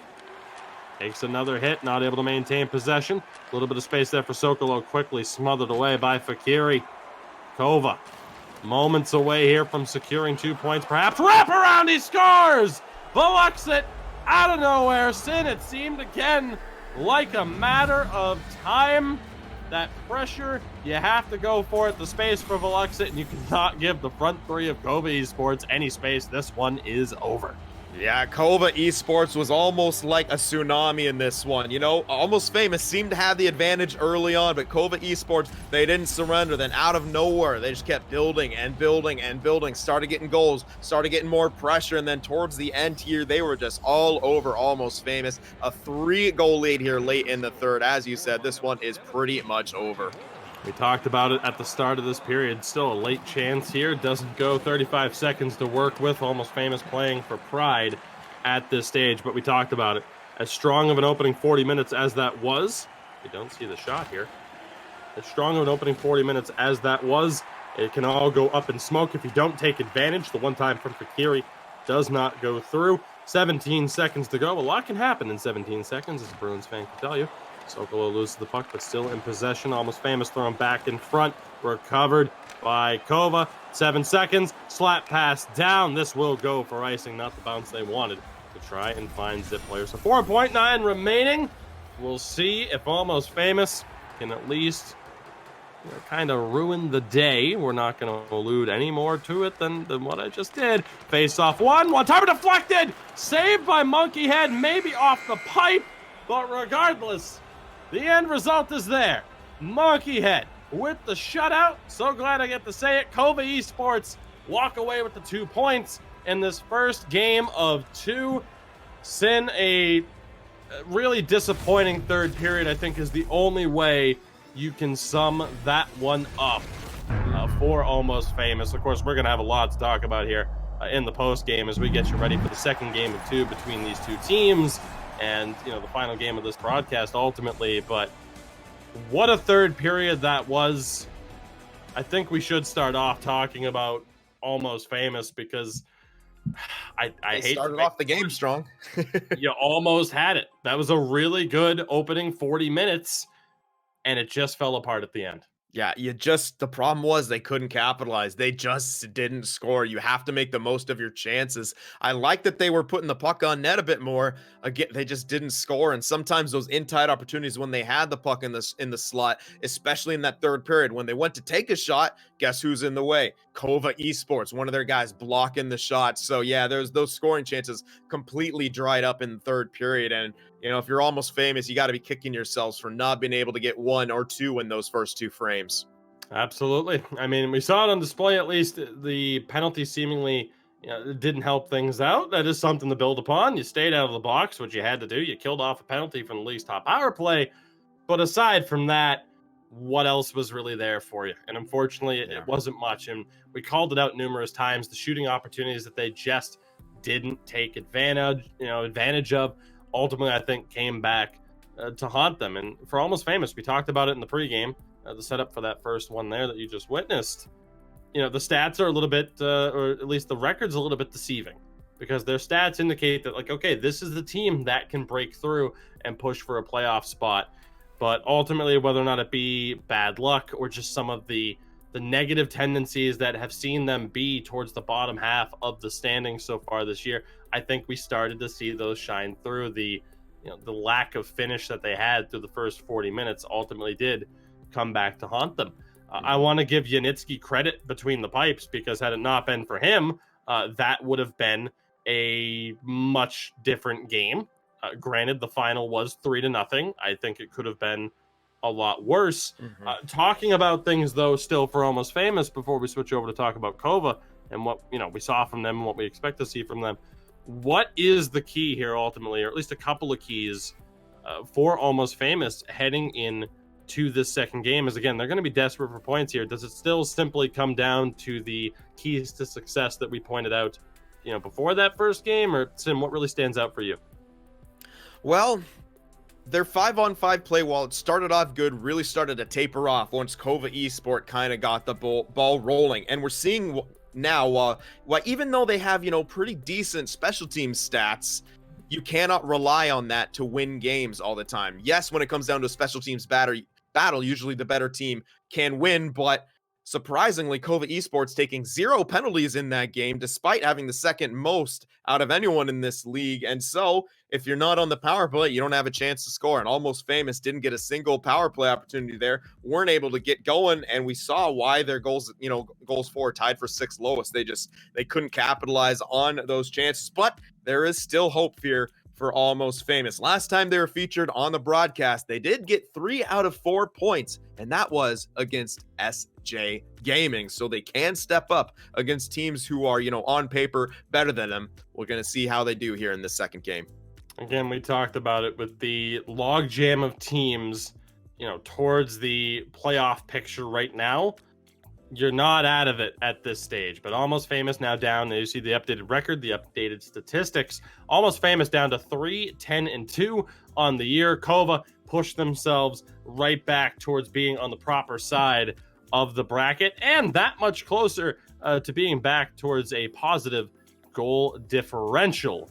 But ultimately, Sin, again, it's the 50 goals against that killed them. And now you see the updated standings. KOVA Esports back into 6th right now, playing for an opportunity to move up into 5th. Although, of course, they would have the 2 extra games played over Roots. For Almost Famous now, 15 games played, just 8 points. Again, the task gets tougher. You're not out of it here. I don't want to label this necessarily a must-win game, but boy, does the road get that much more difficult to travel down if you don't pick up any points from tonight's matchup. Yeah, you have to, if you're Almost Famous, one would be nice. You almost need to, it's not completely a must-win game yet, but it's getting to that point. If you lose now, you almost need to kind of run the table to have a shot at the playoffs, and even almost like to not be in a demotion situation.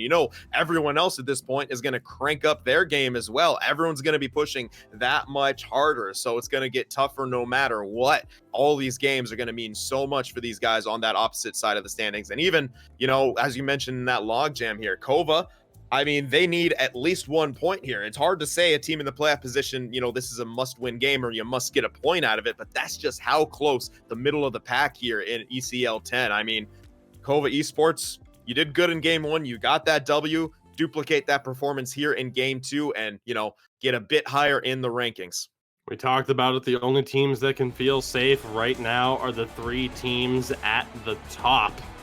Sin, we are ready to go. That quickly. Ask and you shall receive in terms of the action. Didn't really even get to talk about what we expect to see from KOVA, but Sin, ultimately, I think the answer is more of the same. Definitely more of the same here, and the goals for came from, they shut it down defensively. They stopped a decent chunk of shots as well. It wasn't like, Monkey Head wasn't tested. He had a penalty shot against him too that he shut down, so he did fantastic between the pipes. KOVA Esports got the goals they needed. More of the same here. Get yourself at least a point. We'll see what happens here in our final game of the broadcast. KOVA in possession here in the black. Almost Famous in the white. And of course, again, we thank you very much for joining us. We'll see how this final game of the night pans out.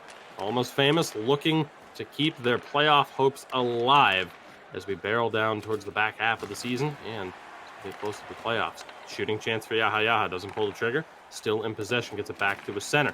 Dished over to the corner. Oyamaska still in possession. And again, Sin, already we see an example of perhaps a chance to shoot. Put a puck on net. It just doesn't happen. This one snagged out of the air by Yanitsky. Have a face-off in the Almost Famous zone. See what happens here on this draw. Picards and Oyamaska. The aggressive face-off set up here. The chance. quickly defended well by Zahn, and Almost Famous on the attack. Zahn has it. Down the half wall. Dishes it back to the point. Yaha shoots. Save. Rebound. Save again by Monkey Head. Much better there, though, from Almost Famous. Yaha has it again. Oyamaska. Scramble forward in front. KOVA Esports able to come up with it, but a much better bit of possession there from Almost Famous that time around. Yeah, definitely. And you know, it's rough for them. They had such a good start last time, and this time KOVA Esports seems a bit more ready to go here. And Almost Famous, they need to start pulling the trigger on those chances, as you mentioned, even a bit more, because I think in this game the chance is going to be a bit fewer and further between. Card's pass is picked off by Sokolo. He takes the hit. Back in possession here, though, and again quickly turned over, so Almost Famous not able to make the most of that opportunity. Zip player has it here. Finds Veluxit. Burst to speed, takes the huge hit. See if Almost Famous can do anything on the counterattack here. Sokolo has it again. Drop back, it's Yaha. Couple of quick passes at the line. Leads to an offside. 12-15 remaining here in the first period. So again, we still see the aggressiveness from Almost Famous, but not able to make the most following those hitting opportunities. Face-off win here. Picard's able to draw it back. KOVA in possession again off the back of a 3-0 victory in our first game of 2 between these two teams. We'll see if they can pull off the double. Back to the point here. They don't pull the trigger. Shot and a glove save by Yanitsky. Shooting chance for Fakiri. Goes for the pass to Veluxit. Veluxit is denied by the glove. Excellent save there. And again, another face-off here in the offensive zone. KOVA Esports, they win the draw. Veluxit has it. Quickly won back. Chance now for Zahn, but again, facing the double team pressure. Not able to do much with it as we hit the halfway point of the first period. Let's see what happens here. Trouble for Yamaska. Able to maintain possession. So we see the forecheck really stepping up. Big hit there by Veluxit. Expect KOVA to perhaps get a little bit more aggressive. Shooting chance. Goes for the pass. Not there. Picked off by Fakiri. And here come KOVA. Chance for Veluxit. Shoot. Save by Yanitsky. Excellent job from the goaltender for Almost Famous. And a very, very close call for the 5 men in front of him. Lucky to still be tied in this game at this point. Yeah, like a kind of a 2-on-1 opportunity there, and with Zip player flying down the left wing side, you have to respect that pass, which kind of opened up the middle a bit for Veluxit. He cut in, got that quick shot on, but good job from Yanitsky to shut the door. KOVA back in possession, seeing them take a little bit of a lead in terms of face-offs, from my recollection at least. Now having trouble getting over the blue line. Almost Famous trying to shut it down. They give up space. Veluxit has it down the wing, now in the corner. Cleared out.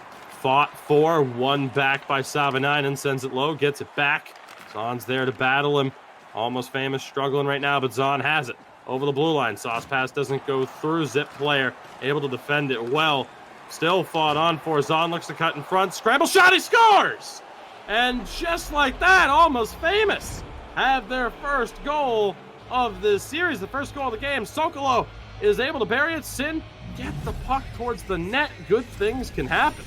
Exactly what I was just gonna say. They got the puck toward the net any way they can. Cut in, just kind of put it on, and with the scramble in front, Sokolo kind of crept into that slot area. The puck falls on his stick, and he's able to beat Monkey Head there on the blocker side, just over the pads. And Almost Famous, exactly what they needed here. They finally get a goal in this series. Let's see if that perhaps starts to open up the floodgates.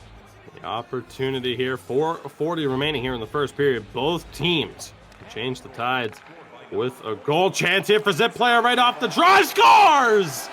Sin, it didn't last long for Almost Famous. As soon as it happened, it disappears in front of your very eyes. The captain makes it happen. Zip player buries it. We're tied at 1. Yeah, and KOVA Esports, what a response right there. And you're seeing the advantage that those small, speedy builds can have. Even though he had a defender on his back, sort of slowing him down, he was still able to keep that body position and fend off any sort of bump opportunity, poke opportunity, stick lift opportunity, and was able to beat Yanitsky there. And just unfortunate break for Almost Famous, but you can never rest on your laurels, even after you just score a goal. Might not be done. Picked up by Fakiri. Fought on for on the half wall. Fakiri intercepts it here. Big chance. Pass back. Doesn't get the shot off. Good look there from Picard. Still fought on for near the net. ultimately recovered. Here comes Almost Famous. Sokolow has it again. Quickly loses it to Zip Player. Drop it back to his defense. Final 2 minutes. Good pressure here. Chance from Lazio. Shot deflect. Saved by Monkey Head. Don't know how he came up with that one. Sent player right in his face. A deflection chance. Great save there for KOVA's goalkeeper. Yeah, not often you see those deflection chances off the quick turnover and shots right there, but great job by Son to get in towards the net. Easy win there for Almost Famous. One-timer blocked in front by a Zip Player. Sokolow has it again. Back to the point. Shot again. Doesn't find its way to the goal. Almost Famous trying to get the puck on. They do. But a glove save by Monkey Head there. So a little bit more action here for KOVA Esports in their defensive zone. Right now, their goaltender bailing them out. 1:03 remaining. Quick final minute coming up. Face-off won again by Almost Famous, but intercepted by Veluxit. See what happens here. Can Almost Famous control the clock and get this final chance? Zahn has it. Down the half wall, now into the corner, around the back. Chance. Shot doesn't go through for Sokolow. Tries to dish it back in front. Recovered. Clock is killed. Sin. Yet again. It looked so good for Almost Famous until it didn't. Yep, I mean, they got that lead. They seemed like they would have the advantage, and just mere seconds later, off a quick face-off play in the neutral zone, Zip Player speeds by everyone and buries it on the partial breakaway. But, you know, I still liked Almost Famous's game. I think they didn't have quite the advantage that they might have had at the beginning before. I think KOVA Esports definitely came out a bit more sharp. That being said, though, I do like Almost Famous's mentality. We saw it, 2 shots were blocked, and they still went back to the well and kept shooting. If at first you don't succeed, and if at second you don't succeed, shoot one more time and force Monkey Head to make a save. That's what they did, and they're getting their chances now, and if they keep this up, they have a really good chance. Who wants to grab the brass ring? Who wants to give their team the lead? For both sides, it's time to see who's going to step up. Again, KOVA trying to battle to stay in the playoff hunt. Almost Famous battling to get back into the hunt. They're in possession here. Yaha. We're going to find the pass. Can't hit Sokolow. Intercepted by Fakiri. He's still in possession. Dishes it up for Zip Player. Loses it at the line. We've seen the neutral zone battle continue to be a factor. Big hit there by Veluxit. Zip Player, the pass. Shot doesn't go for Veluxit. Chance again. The slap shot from the odd angle. May have been a slap pass attempt. That doesn't go either. Yanitsky is able to cover that one, but a close call there yet again. KOVA nearly finding the difference maker. They might still be able to do so here on the draw. They have the advantage, 7-4.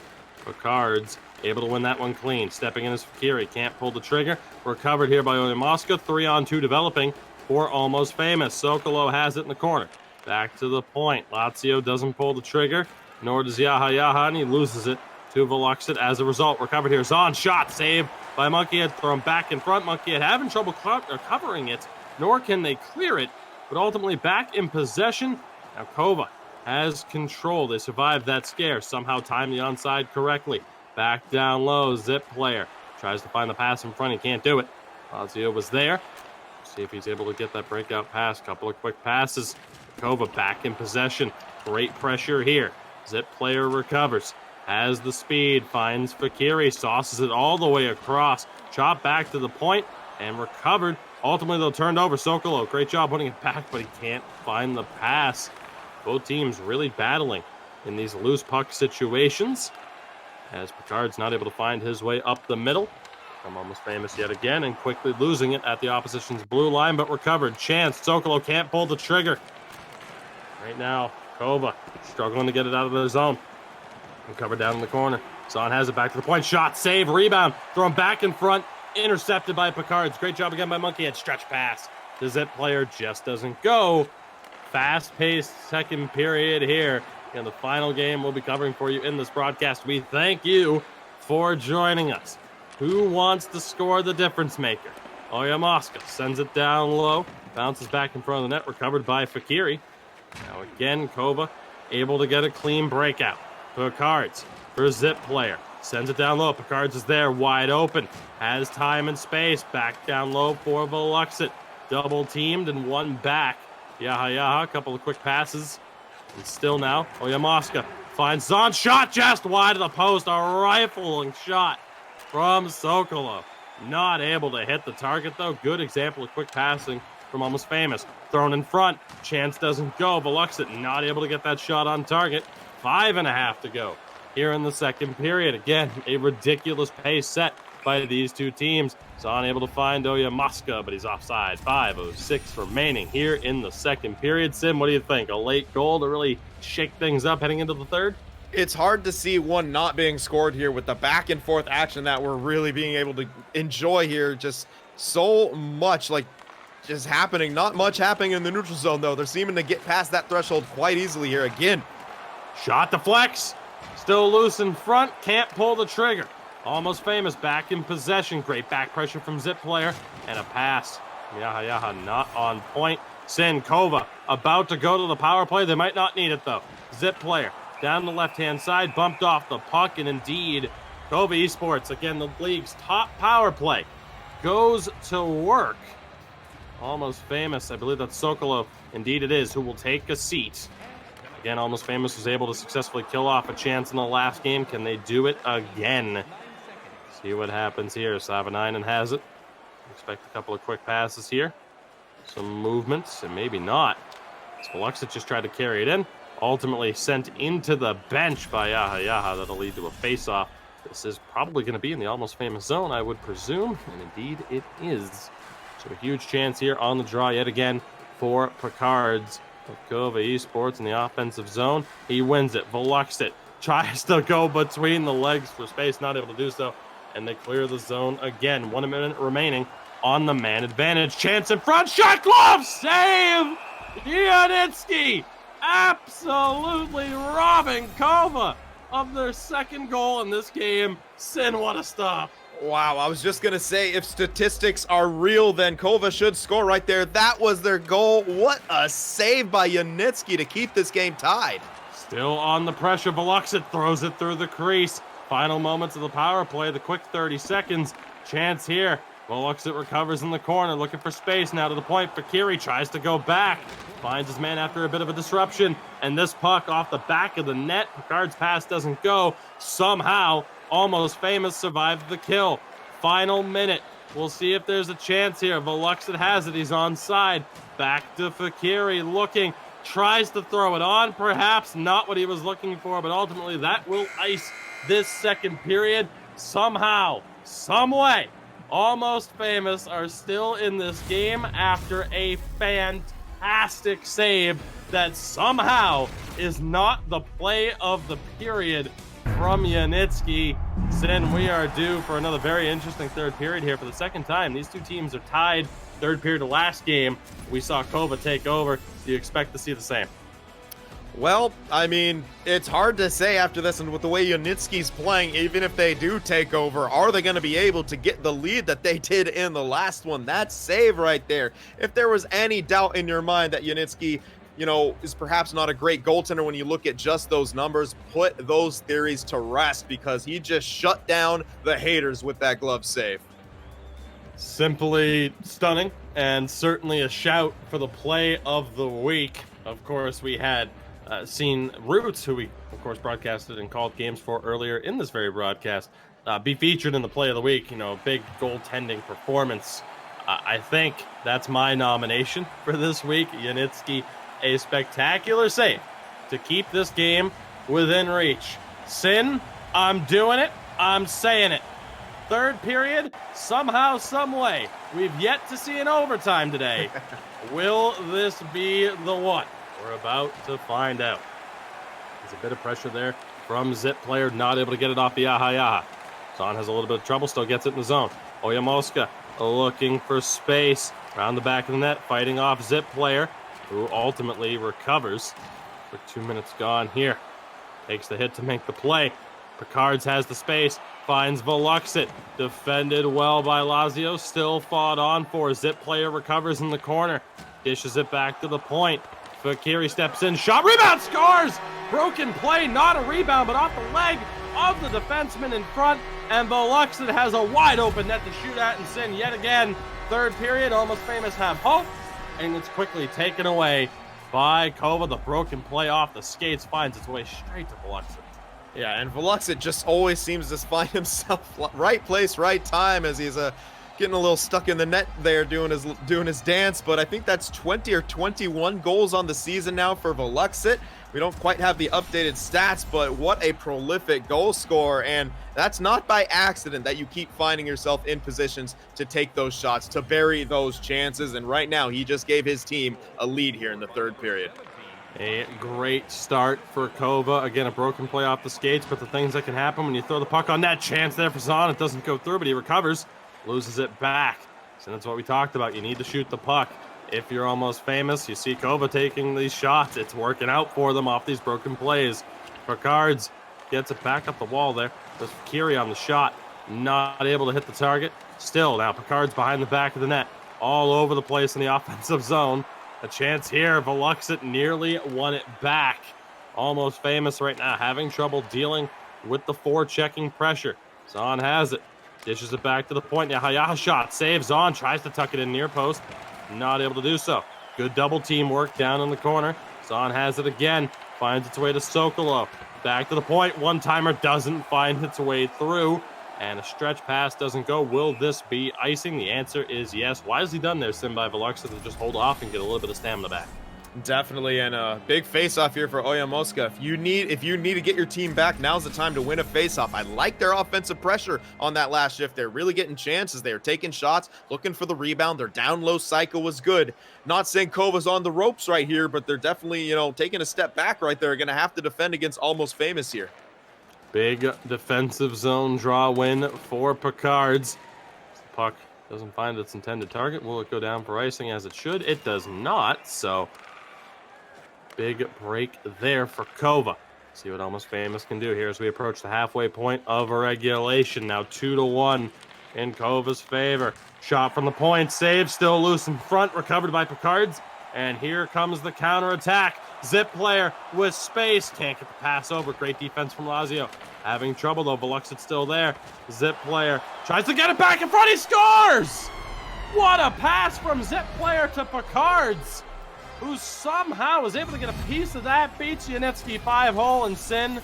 It falls apart for Almost Famous again.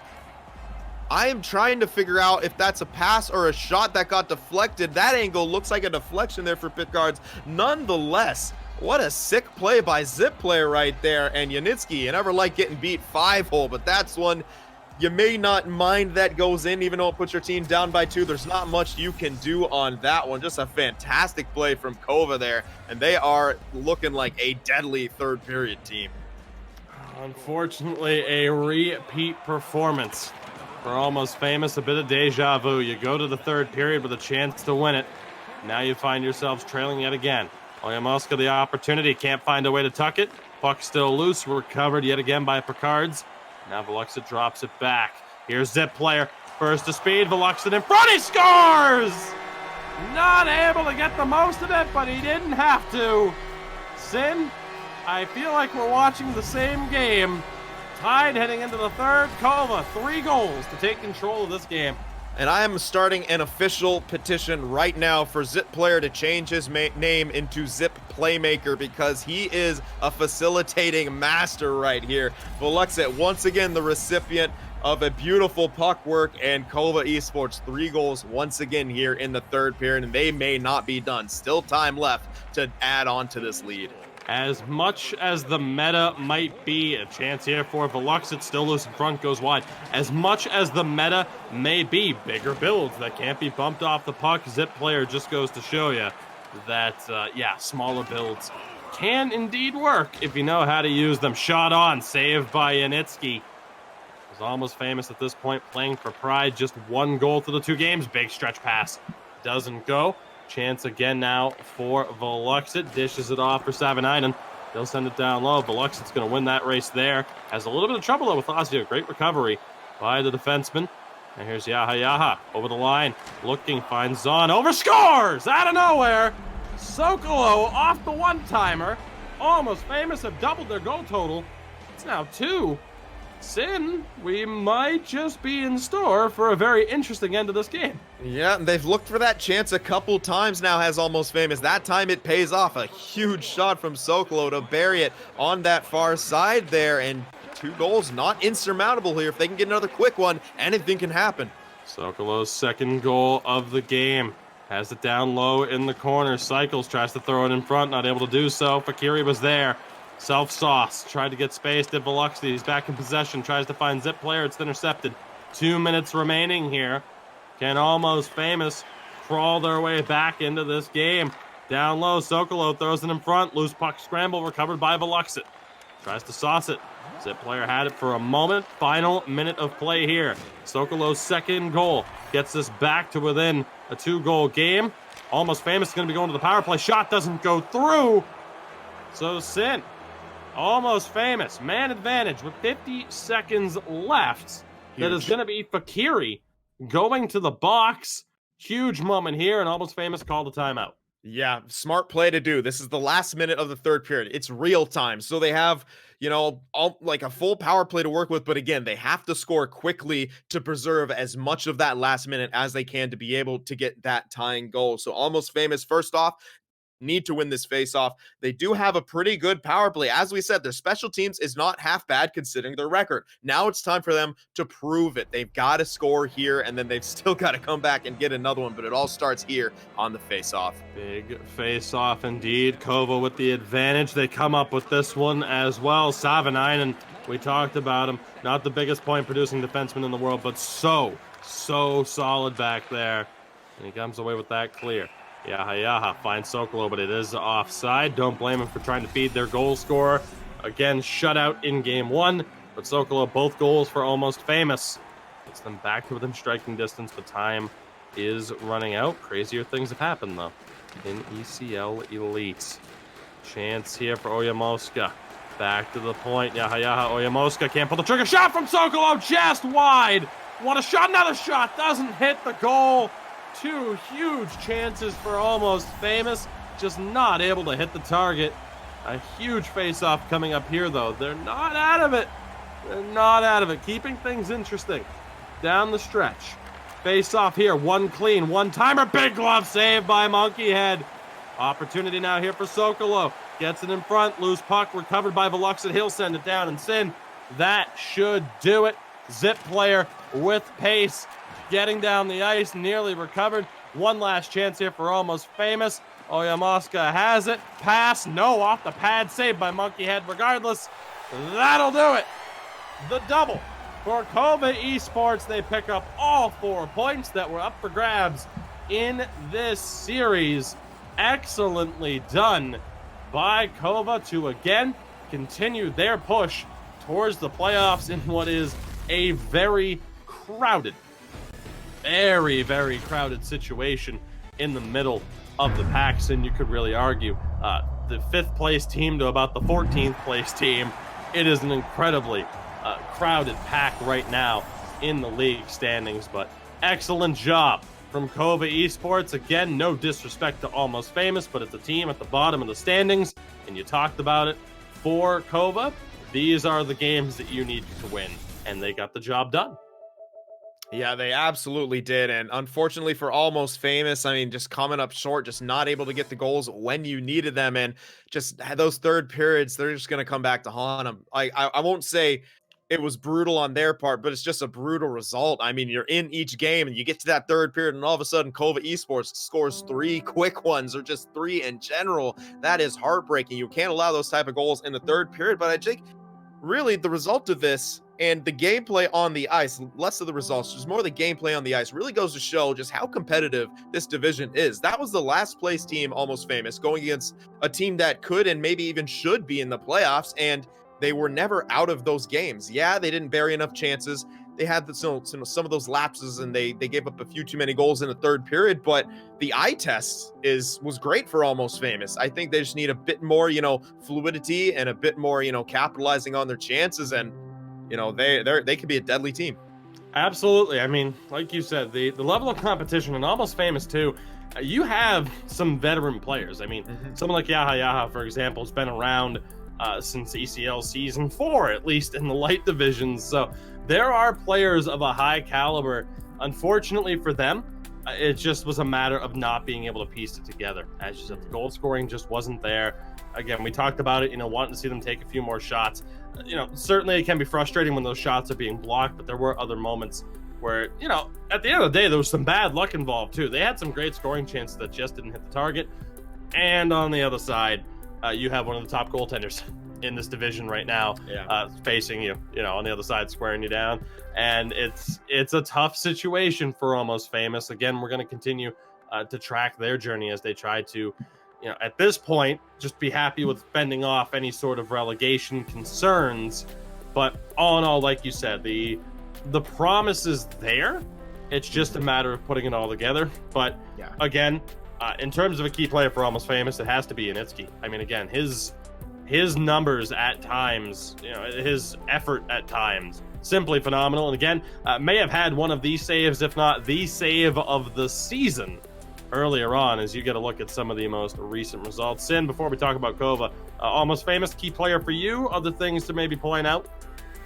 Well, Almost Famous, I mean, I'll kind of go for a guy who really helped to limit some of the chances back there. Lazio, I think he had about 5 or 6 intercepts that would have been breakaways or 2-on-1s. He was really good on the back end. And of course, Yanitsky was making some big saves for his team as well. It's hard to kind of give the offense of Almost Famous, some props there, as they only did score 2 goals. And those 2 goals did come from Sakelo. I believe the defense and the goaltending was kind of a bright spot despite those third period collapses.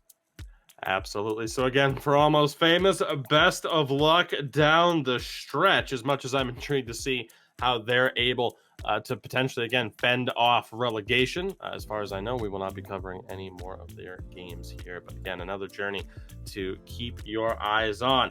On the flip side, though, when talking about KOVA, again, a big day for them to be able to pull off the double and walk away with all 4 points at a very crucial time. And I mean, Sin, in terms of who to talk about here, I mean, where do you start? Where do you start? It was such a solid team effort all around. Where do you start with that team? Let me know, because I can't pick just one. It's hard to pick just one, but you got to start with Monkey Head. A lot of those saves were big, but in my opinion, it's Zip Player. I love those smaller builds. When I get to play forward the few times that I do, I always go with those smaller builds because it's just so much fun. It seems to throw people off sometimes in these sixes matchups. You're not expecting someone to be flying down the wing right there, and we saw it paid off in dividends for KOVA. He was creating so much space with just the threat he provided with his speed, and to have the passing and offensive awareness ability that he has as well, not too shabby of a combination. Not too bad at all. And again, you talk about this KOVA lineup, and you get a look at Monkey Head here.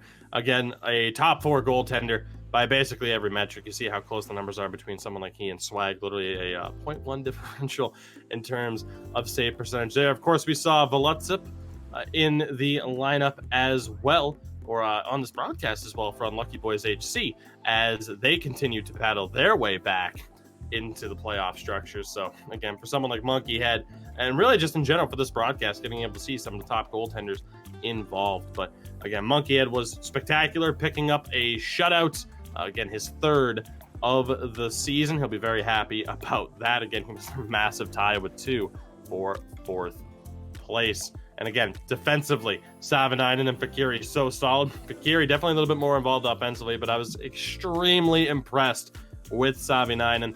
But then it comes down to that front 3 and the chemistry that they have, the threat that they have, offensively with the speed factor, which we don't often see. But man, what a trio and what an attack that KOVA Esports have at their disposal. Absolutely. And we mentioned, or at least I mentioned Zip Player so much being like that kind of key factor for them on the front end, but you have to have a finisher too, and Velutzip finished the chances he had off. Picard's did as well, and Picard's doing good job defensively at the same time. So I mean, again, mostly a complete team effort there from KOVA Esports. There were a couple times where there's some some iffy turnovers here and there, but fortunately for them, it didn't come back and bite them in the end, as it ultimately could have. As you get a look at the updated standings, again, the left side of the bracket is where you want to be. The top 8 make the playoffs. Of course, we saw 3 of those teams in action today: KOVA, Roots, and Unlucky Boys. And again, you look at the point total, the third column from that right-hand side there. And again, the race, H-Reds at 22 points. And again, within striking distance, pretty much everyone except for the bottom 2. Again, for Vesapampa and Almost Famous, it's going to be tough to battle out of that situation at this point. But, you know, as we continue on towards the back half of the season, it is going to be very, very interesting to see how this plays out, because there are going to be some solid teams that ultimately miss out on the postseason. It is certainly not a league where you have the haves and the have-nots. It is competitive all throughout these 16 teams. And again, so excited to see how it all plays out.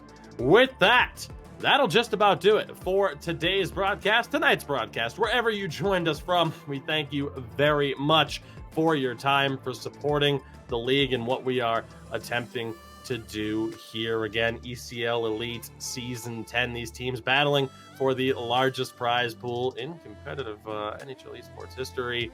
And again, we'd like to thank our sponsors for helping make that a reality, IS Esports, and of course, Prisma Gaming. You can find us everywhere at NHL Gamer, NHLgamer.com, not only for information on the Elite Division, stats, anything else that you want to know. Of course, the other 3 tiers of the ECL system, 196 teams involved. Of course, the North American side of things as well, the NACL, the playoffs starting very, very soon. All the information you need on that, again, can be found at NHLgamer.com. Check us out on Twitter and Instagram as well. And of course, if you're watching us on Twitch, drop us a follow. I'll wait. I got all the time in the world. I don't. So you're lucky. But otherwise, I would totally hold this stream hostage. Sin, any parting thoughts here for this broadcast? Another really fun night for us here calling these games for the ECL, as always. You know, I'm just surprised. I think this might be our first broadcast where not a single game went to overtime, which is a rarity for us. I feel like I have so much more of the day to burn now. I don't know what I'm going to do for the next, 40 minutes or so. I know. Normally it's an hour later. So we finally broke the curse. Look forward to the playoffs, a 7-game series. All 7 games will go to overtime, double overtime probably, just to make up for it. So again, we thank you very much for joining us. You can find Sin on Twitter, as you see on your screen, at Sin for the Win Prod. You can find him on YouTube and Twitch as well at Sin for the Win Productions. Drop my boy a follow. Of course, you can find me everywhere at Toogie24, the Twitters, the Instagrams, the YouTubes, the Twitch, and hopefully we'll see you over there. We thank you again very much for joining us. We will be back. I'm going to get the dates right this time. This Thursday, April 30th, first of all, at 20 CEST, because I can never remember if that's Swedish or Finnish. I get them confused. We have a battle between 2 of the top teams in this league right now in Havu Gaming and H-Reds. Havu right now, top of the standings, if I am not mistaken. And the second matchup, that same broadcast, Lulea Hockey, who are looking to battle their way back into the playoff structure, take on Brace Phantoms, who are also currently in the playoff mix. So 2 very good series that we'll have for you later on this week. We hope to see you there. Again, all the information you need to know, all the sites, all the places to find me and Sin. You've heard it already. Hopefully you remembered it. We love you. We thank you. Stay safe. And we'll see you all on Thursday. Have a good one. Take it easy.